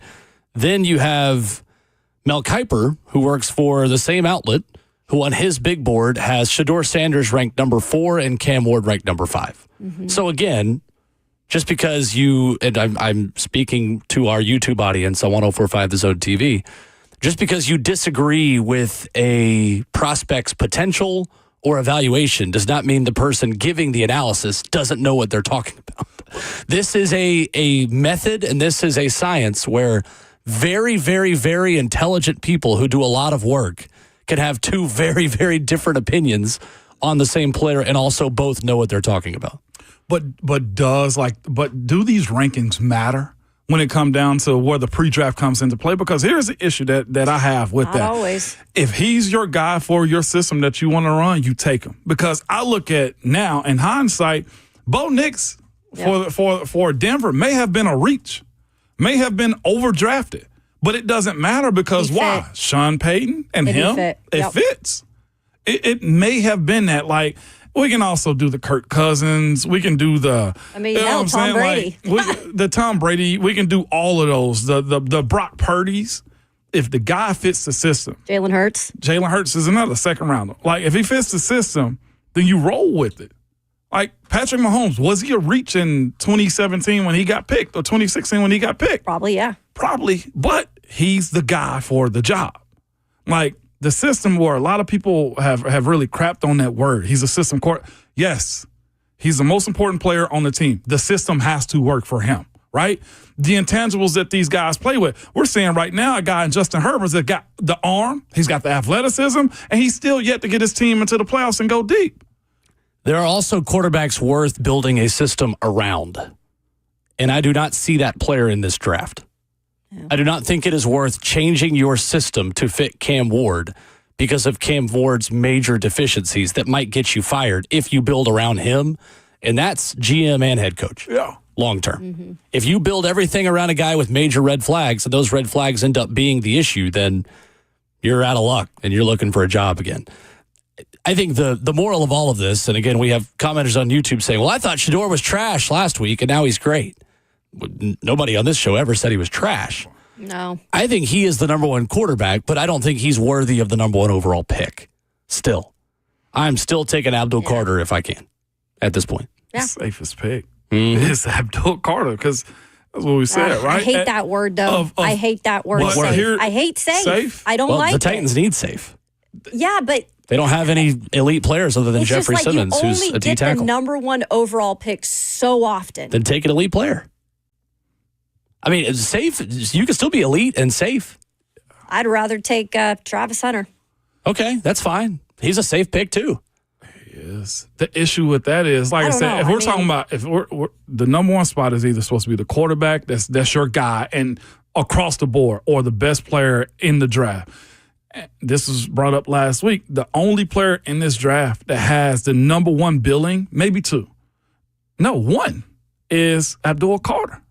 Even Travis is okay. He's okay at this one and he's okay at that one. We're talking about the person or the player at Travis. Is Travis number one at wide receiver? No. Is he number one at corner? No. Can he be? Potentially.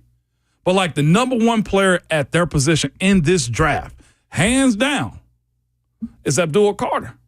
615-737-1045. Your chance to react to any of that discussion on the phones with us this morning. What you heard about Shedeur Sanders, what you want the Titans to do with the number one overall pick. And coming up, also your chance to complain. It is You're Not That Guy after this.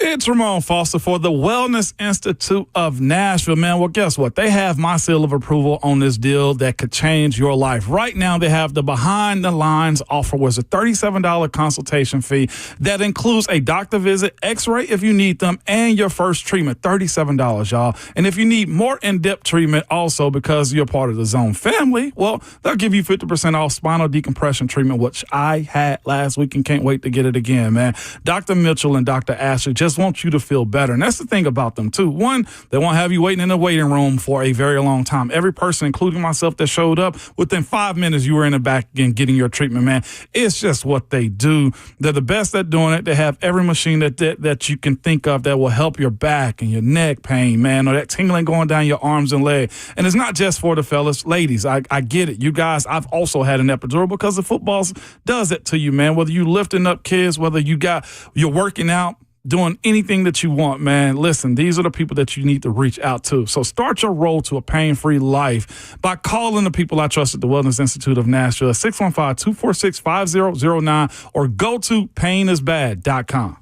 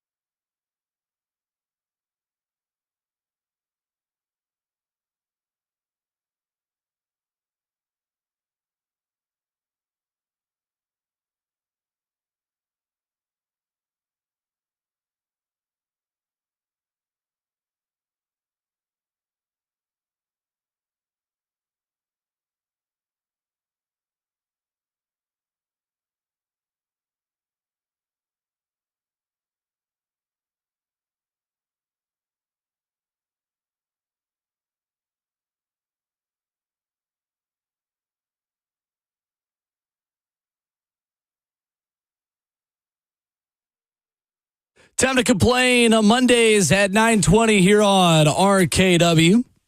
Ramon Foster, Kayla Anderson, and Will Bowling. 615-737-1045 is the number, and we give the number because we invite your phone calls for You're Not That Guy.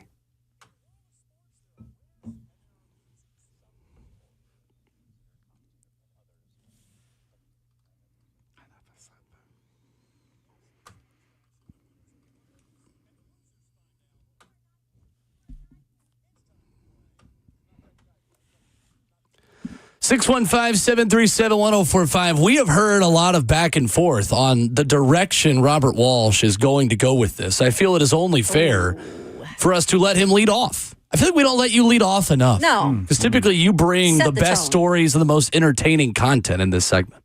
Well, I'm down with that. We can definitely do that. Send it. So my You're Not That Guy goes to Valentine's Day as a whole. Now, I understood Valentine's Day to be an appreciation of love between you and your partner, between you and whoever you choose to love. But lately it seemed that Valentine's Day is very one-sided. To me, it seems like Valentine's Day has become the day of let me buy my significant other, i.e. the female in this relationship, gifts and shower her with love, while the men get socks, large cards, butter holders. What do we get as men? So I'll give you an example. This weekend, so I went out and I made sure, hey, I know Cheyenne likes things done a certain way, so I go out and I make sure she gets a nice set of flowers, $100. Make sure she gets a nice spa date, $250. Wow. Make sure she gets a nice Valentine's Day dinner. Nice, a whole lot of more money than I'd like to spend on eating something when I can cook it at home. But I do all that out of love, right? I don't say that begrudgingly. What I say begrudgingly is, what the hell do I get?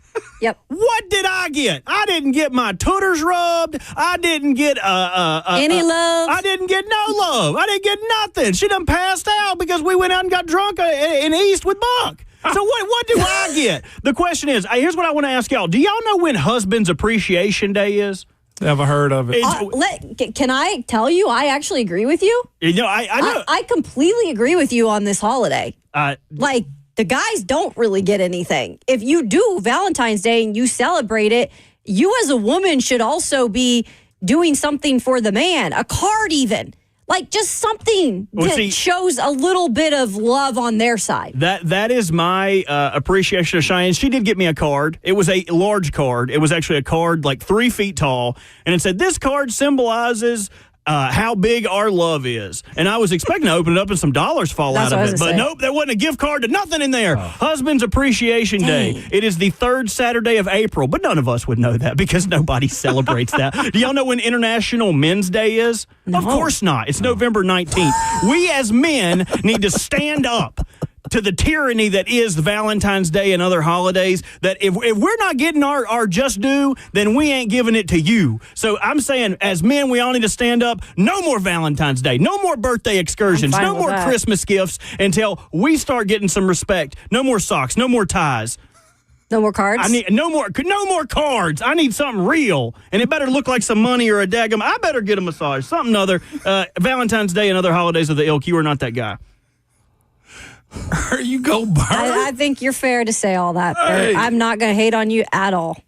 Hey, that was awesome, Bert. That Fantastic. was. I'm in your corner. You got the guys going, and Kayla, who's co-signed off on it. So Absolutely. hey, we got the necessary stuff Damn to get this overrated done. holiday. Somebody in the chat said Bert is a husband now. Cheyenne's not a wife either, but she got a great weekend. You That's all got her I'm a saying. lot of stuff, man. That's all I'm You saying. got her a lot. And I will say, Cheyenne, if you're listening, I love you, baby. But she also was very appreciative of this weekend. Cheyenne, I don't think she knew my expectations of grandeur. So I want to draw that back in case Cheyenne makes me sleep on the couch. It's very cold. I need warmth this time of year. So I love you, baby. And I didn't mean any of that. It was Walking just all it back. entertainment, Yeah, I know. radio. And you forgot one. Coward. You forgot one thing, Bert. You forgot the ring. Dad, maybe next year. Knew it was going to come Maybe into next it. year. Maybe. Kayla, what you got? You're not that guy. Okay, so there's the one You're Not That Guy. It's a story, but I can make 2 You're Not That Guys in it. But the biggest You're Not That Guy is definitely Last Chance U. So maybe you've watched Last Chance U on Netflix in the past. They've not had a season in a while, but they used to pop out those seasons like candy. 6 former East Mississippi community college football players who appeared in the documentary series Last Chance U have now sued the school, Netflix, and the National Junior College Athletic Association because the program director supposedly directed them, put them wrong in terms of their portrayals on this show. Mm-hmm. So John Franklin III, Ronald Ollie, which I remember, CJ Rivas and DeAndre Johnson, Tim Bonner, and Isaiah Wright say they are looking for a certain amount of money, which will come into play again, in damages after receiving zero in terms of compensation for their contributions to the entire project. So they put themselves out there, and look, they got attention over it. Maybe they got some looks at some other colleges, right? But they got no money in terms of they even put out merchandise and made money on the merchandise. They got no money out of all of this. And yet they're, exploiting them, putting on TV saying, hey, these are our stars of the show, whatever. I watched it. I don't know if you did. I loved it. But yeah, me too. But not giving these guys anything in terms of compensation is garbage in terms of all those people that they're suing. So you're not that guy in terms of Netflix, the National Junior College Association, and the school. However, y'all, $30 million in damages.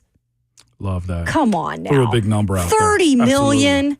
Guys, you guys aren't that guys either in this whole situation. You're not that guy, pal. Trust me. You're not that guy. I mean, it's like they got a platform to be like people that we know about. Like we wouldn't know who JF3 was. No, if we it wasn't wouldn't. for East Mississippi But $30 and million. Netflix. Like they've made money off of it, just not from the production company. Yeah. Yeah. They use their name, image, and likeness before they actually get paid That's off what I of was it. It gave them say, a platform to That $30 million may be have fair. NIL. Yeah, absolutely. I think the 30 is fair. You think to it's be fair? honest. Hell I guess yeah. it's split. It'd be split. Yeah, it'd be split. between And on all top of that, those episodes never go away. So they're going to That's continually on make money Netflix, off yeah. of it. It's just like having a sample on the song. Okay, you Yeah, convinced me absolutely. to just 30 say million. that the Netflix is you're not that Netflix fleeced them. But they also signed it away before they actually could. Mine. Well, you want to go? You go for it. All right, here we go. Take it. Mine goes to Mr. Bruce Pearl. On February 6th of this year, they had a big old game. I think college basketball game day was there also. He tweeted out a picture. It looked like he either got from somebody or something that says, "This is what an everything school looks like at Auburn U," is what he put out there. Some people tell half-truths or don't give all the facts. Sure. Here's the thing about it. College game day was coming to your facility. You have a stadium, sir, that only houses about 9,100 people, patrons that want to go inside of it. Getting a ticket for the students is a hard thing to do. So, of course, they have to set up shop. And from what I've heard, our brother Ron Slay here has said, it is an awesome environment to be in. They make it toxic. There's also 9,100 people inside of that stadium at Auburn University. You have a nice enrollment. That's one thing. But here's what I will tell you about being an everything school. You lie, sir. You are a basketball school as it stands right now, okay? Here's what you have. Bruce is winning, not Auburn, all right, okay? The women's basketball team is a 3-10 in the SEC. Not an everything school type of thing, okay? The football team hasn't won since 2021. Well, I'll put it this way. They hadn't been well above 500 since 2020, right before they fired Gus Malzahn for Brian Harrison, and even also let go of Cadillac Williams, who wanted, I think, to be on the love staff. Cadillac. And you didn't let him to. Didn't even let a legacy player stay on staff, okay, in Cadillac Williams. You guys have been, as of late, in the as far as the football season goes, you were 5-7, 6-7, 5-7, 6-7, 6-5 in 2020. Sirs, y'all had a coup ran on Brian Harrison that got him fired, and you're still paying him too. Also, on top of that, you're a basketball school and you're a men's golf school, okay? And maybe gymnastics, because they send a lot of girls to the Olympics, and you have a Killy question program. Sir, that does not make you an everything school. Bruce, true. Stop telling half-truths. Say the whole thing. Just say you are king of the campus in Auburn. You are not an everything school. You're not that guy, pal. Trust me. You're not that guy. It's well done by you. Yeah. It's 100% accurate. Equestrian and men's basketball is what Auburn is known for in college athletics. Last season in the Learfield Directors Cup, which Tennessee, by the way, finished third in in all of college sports and was best to the SEC. Do you know where Auburn finished? Auburn out of 16 SEC schools? Out of 14 SEC schools. Oh, probably 12. I'll give them 10th. They were 11th. Only three teams. Yeah. Only 3 teams were worse as an entire athletic department than Auburn last season of the SEC. That was Ole Miss, Missouri, and Vanderbilt. The only 3 worst athletic departments than Auburn. You forgot to even mention baseball, which at one point, Auburn was a really good baseball school, and they've just never been able to get that program back up. They're in the College World Series. They try. 3 years ago. Yeah, but not to what it consistently needs to be. Yep. And everything school. You're not And everything school. guy. Sorry, Don and Travis. And My on husband, top of Travis. that, we talk about rivalries too. Thanks The for last 12 of the last 12 Iron Bowls, you've only won 3 Imagine not beating Alabama more. in Couldn't the be my last team. 2 years. My You're Not That Guy goes to Adidas, who rolled out some of the most heinous basketball uniforms that I have ever seen over the weekend. And there's a lot of talk about this because Adidas does this every February. You'll remember back in 2013, they had those neon T-shirts with the camo shorts that they had. Many of those schools, including Tennessee, no longer Adidas schools because of how bad Adidas basketball designs are. So I had a tweet go wildly viral over the weekend. It has 5.5 million views because I saw these Texas A&M jerseys that are light gray with a maroon tee that actually looks more like Texas than it does Texas A&M, like a soccer badge on the top left breastplate of the jersey. That's the only way I can describe it. It looks like a soccer jersey, and it's a gray uniform with white numbers. That is already a play-by-play broadcaster's nightmare. Don't give me a light gray jersey with white numbers if you want your son or daughter to have their name correctly shouted out during a broadcast, because, yes, this is all about me, because this is my part of You're Not That Guy. Those are the worst uniforms I have ever seen in any sport in my entire life. I consider myself a uniform person. I love a good jersey. And look, it's popular to complain about jerseys. Twitter loves to complain about jerseys. And then most of the time when we see them in action, they're actually better than we thought. They're really not that bad. When the Preds went to Adidas and all that stuff happened, we saw the basic Preds jerseys. Oh, these are terrible. They weren't that bad. They were fine. These got worse when I saw them on the court because you even couldn't see the numbers, even worse. Terrible. I love the history behind it. It's cool in homage to Louisa Harris and Delta State University's 1970s jerseys. But most of these teams that put out the designs didn't even tell the story of what they were for. They just put out, look at these jerseys. If you're going to have Black History Month jerseys and HBCU jerseys, at least let them be cool. You can pay homage with warm-up shirts and then have the jerseys look like something else, or at least tell the story of the history behind it.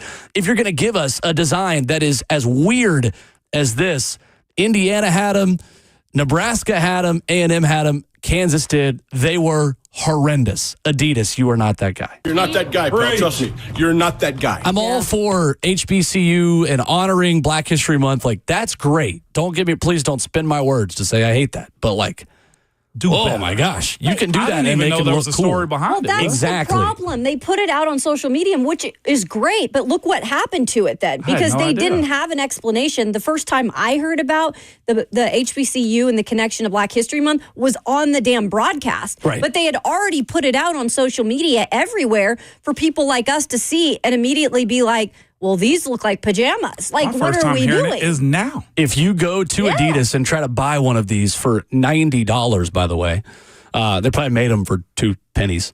It does not mention Louisa Harris, Delta State, or the 1970s in the description on the website. It just says, quote, a replica of the commemorative uniforms worn on court. Commemorating what? If they're commemorative, tell me. Tell us. I had no idea. If you're asking me to pay $90 for them, they better commemorate something cool and something that like actually you're honoring and not making worse. Terrible. Absolutely. Yeah, these are easily the ugliest jersey we've seen since the Steelers Bumblebees. I agree. Oh because my gosh, those are the same other ones. here. I was going to say that too. I wore those. I know, and they're Did you hear ugly. that car go by? Just Should we do an Side by RKW side. draft in the winter of worst uniforms of all time? Sure. Yes. We did the best throwback, so why not do the The worst? Michigan State jerseys with the neon green football with the big font on the front. Those are bad. Bumblebee definitely. Oregon The Mount has Rushmore one of or bad two, jerseys. too. Micah in Nolensville leads us off for the phones for You're Not That Guy. What's up, Micah?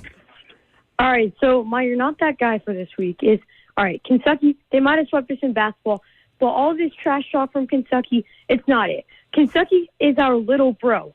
They can go copy and paste our orange and white checkerboard and make it blue and put it on their courts and put it on their football field, but they can't beat us in football. Half the time they can't beat us in basketball, and they're a little child. They are our little bro. Sit down, Kentucky, excuse me, I said it wrong there. This is Tennessee. Checkerboard is Neyland, not Kentucky's. Hello, Micah. Nice, Micah. Damn right, Micah. You're not that guy, pal. Trust Hey, me. good You're to not hear that from guy. you, Micah. You got a little broed by a young man. Take that, Kentucky fans. You beat us twice this year. Don't matter. I'm not Yeah, I hurt. can't really join in. They kind of swept No, us. They did. He said almost don't beat us, though. He didn't say we sweep them every time. He did. Yeah, no, Every group needs somebody that don't care about the facts. Right? I can't. Let give a Micah damn. preach. I'll let Micah cook, but I'm unfortunately not going to be able to cook with him on this one. Man, come on, Will. Don't let facts It is what get it in the is. way. Not this year. Don't let facts get in the He way, did man. sell it, though. At least he sold it. We Like, said he They made lost me to believe. fake UT on Saturday, but You did, man. Jeez. Eric in Nashville next up. What's up, Eric? Please be our Eric. Hey guys, I don't want Hell Michael mad at me. hey guys, before I get to my You're Not That Guy, but I've got something else that the guys are really going to be thrilled about with Valentine's Day upcoming. It's not next year. It's either the year after next or the year after that. Yeah. Valentine's Day falls on the same day as Super Bowl Sunday. is. So that's really something Nice. that a lot of guys are probably not going to be too thrilled about. But anyway, guys, I'm glad you brought this segment back. I tell you what, even when you ended it last time, I had a bunch, and they probably become obscure. But even with this one coming up, I was torn between two when the next time you're going to do it. But then something else came up in the last couple of days. Now I can push those back. It's kind of more current. Guys, unfortunately, I hate to get a little bit serious, but I probably will on this one. One of the things, that I love, of course, is it's nice when teams can win championships and they want to celebrate with their fans, all that type of stuff, which is great. But unfortunately, we had another incident that happened this past Friday at the Eagles Super Bowl championship parade. You had the whole incident with Kansas City last year, but we didn't have one incident that happened. You had two separate incidents that happened, which really makes it bad. You first, and I guess you saw it, I saw it Friday where the GM, Howie Rosen, had a piece of tape on his head because some fairly crazy fan threw a beer ball and hit him in the head, and he had a piece of a bandage or something like that on his head. But then Saturday, I found out something else that happened that hasn't gotten a lot of publicity. You had, I guess apparently a guy in the Eagles jersey brought a gun and shot two women in the leg. Now, it's unfortunate you're having stupid incidents like that where you have bad actors that kind of spoil the fun for everybody. But it's getting to a point where you're probably not going to have championship celebrations anymore because you're afraid of something stupid happening, guys. So the Philly fans that do the two separate incidents, you are definitely not that guy. Guys, y'all take care. We'll talk again soon. Thank You're you. not that guy, pal. Trust me. You're not that guy. Dang, I was like, that brought me down. No, Howard Roseman get hit in the head with a beer that can brought and me bottle. up. Now, that might not. That was funny. Oh, That's sorry, great that accuracy. wasn't funny. Sign that guy to a contract. What did I just say? What are you talking about? Why those I mean, people that's hate that? that's just misfiring. You know? No, that's actually on target is what they were. It also gave him the moment to drop probably the coldest line in Super Bowl parade Exactly. history since Jason Kelce. Where he's like, "I bleed for this city." Yeah. I think that's badass. He got That's what help I'm with saying. that. How he Yeah. became a stud behind this one. Right? He loves the attention. Now, Howie the Roseman does. Second part he of loves Eric's. the Yeah, attention. that I did not hear about that. So No, I saw that. Idiots. that's stupid. Of course. 615-737-1045 open for your submissions on You're Not That Guy as we wrap up the show with headlines next.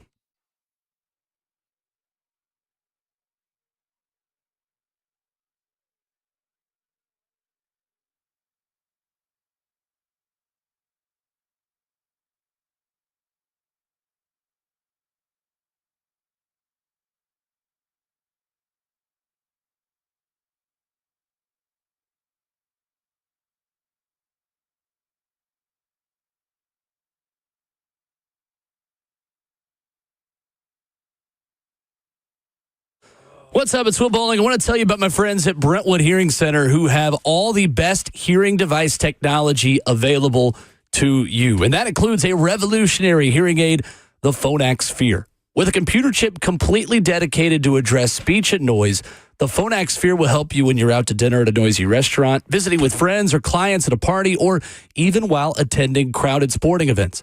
If you're having difficulty hearing when there's background noise, give them a call today and schedule your demonstration of this industry-changing technology, which also connects directly to your smartphone and television. 615-377-0420, or you can head online to BrentwoodHearingCenter.com and schedule an appointment. Their website is great. That's 615-377-0420. Connects directly to your smartphone or TV, and it will help people that you know in your life, those family members who you know haven't are not hearing as well as they used to hear well in situations where there's background noise. 615-377-0420. Brentwood Hearing Center. Better hearing, better life.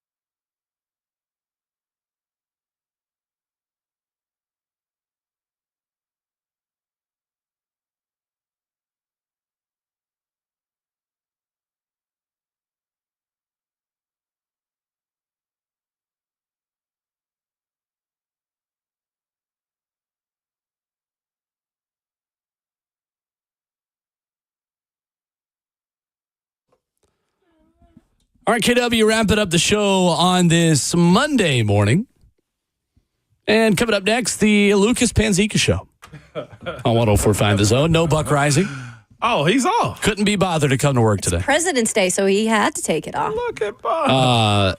Match week for Nashville Soccer Club this week.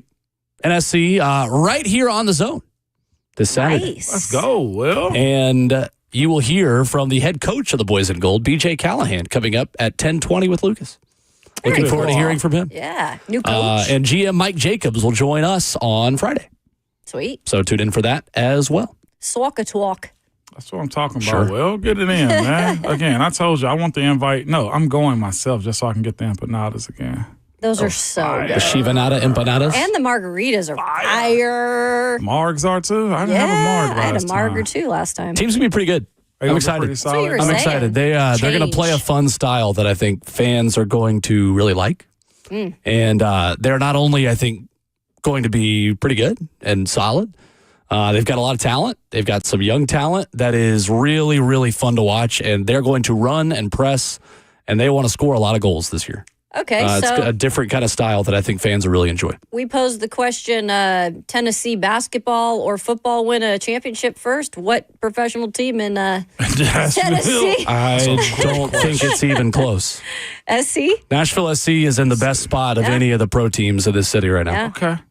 I'm glad to hear that, man. Right now, especially in a league like MLS, like LA Galaxy last season went from the outside looking in of the playoffs, and they won MLS Cup last year. The way the roster rules and regulations are set up, the way contracts are set up, the way you can find talent abroad, you can flip from outside to contender in 1 year in soccer in a way that you can't really do in other sports. So Nashville SC, I think, has put together a really good team for this season, and I also think that the league allows them to immediately contend with some of the good teams in the East. So it's going to be fun. I'm excited. Sweet. That's good news. This team needs a winning, or this city needs something in terms of winning right now. That's the thing about it. You got to get people out to Nashville SC. By the way, shout out to them, too. They were in Hendersonville. They had the team shop truck out there yesterday, too. There you go. Should have stopped by and got me some paraphernalia, but I didn't. That's on me. Some paraphernalia. Yeah, I should have, man. I got to brand it a little bit better, man. They are part of the city. I'm all about this city, too. So Our Twitter poll this morning was, would you take this trade from Jordan Rainan of ESPN proposed from the Giants? This is not an actual trade that has been proposed. This was a reporter saying, asking Giants fans if they would want this. All Giants fans should want this because it would give the Giants the number 1 overall pick. It would send from the Giants to the Titans picks 3, 65, and a third-round pick next year. 65 being the third rounder. 82% of you say no. 82% of you are correct. Yeah. That is not a good deal for the Titans. People aren't just saying no. They're like, this is atrocious. Like, what are they thinking? It was just it was a writer who came up with this, clearly benefiting the Giants in that way. But yeah, that's a atrocious that's trade. a hard pass on that situation. Yeah, we're good on that one. But it's a fascinating approach to see what they want, too. Again, the best thing about it, if they got their radio personalities speaking about Shador and trying to get the number 1 pick, again, we're getting closer and closer to the combine. These talks get a little bit more serious. The agents, man, and we've been all draft and have done nothing to speak about free agency coming up, too. So No, that's I right. can't wait till that talk When comes up. does that open up, guys? Well, heck, it starts next week, honestly, in the combine. Well, the process Well, the doesn't. process does, yeah, where some of these deals start to get the made. agents- Aaron Rodgers has started now. Man. Yay? No? On what, yay? Aaron Rodgers? You're really going to drop that with 30 seconds left in this radio Again, program? if you didn't have all the baggage, I'd be fine for a year. on. No. Okay, let's know. He comes with the baggage. We'll discuss it later. We've discussed it before. I know. No. It's He more wants real to now. keep discussing it, though. It's more real No, now. Oh, yeah, do you we're want gonna keep discussing it. But I've already. You'll have to wait and hear. Oh, that's a one tease. thing I am glad we did not do today is do All-Star Game radio. No.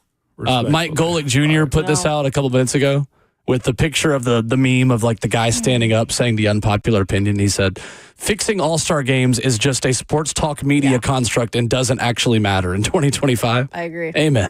Yep. Amen.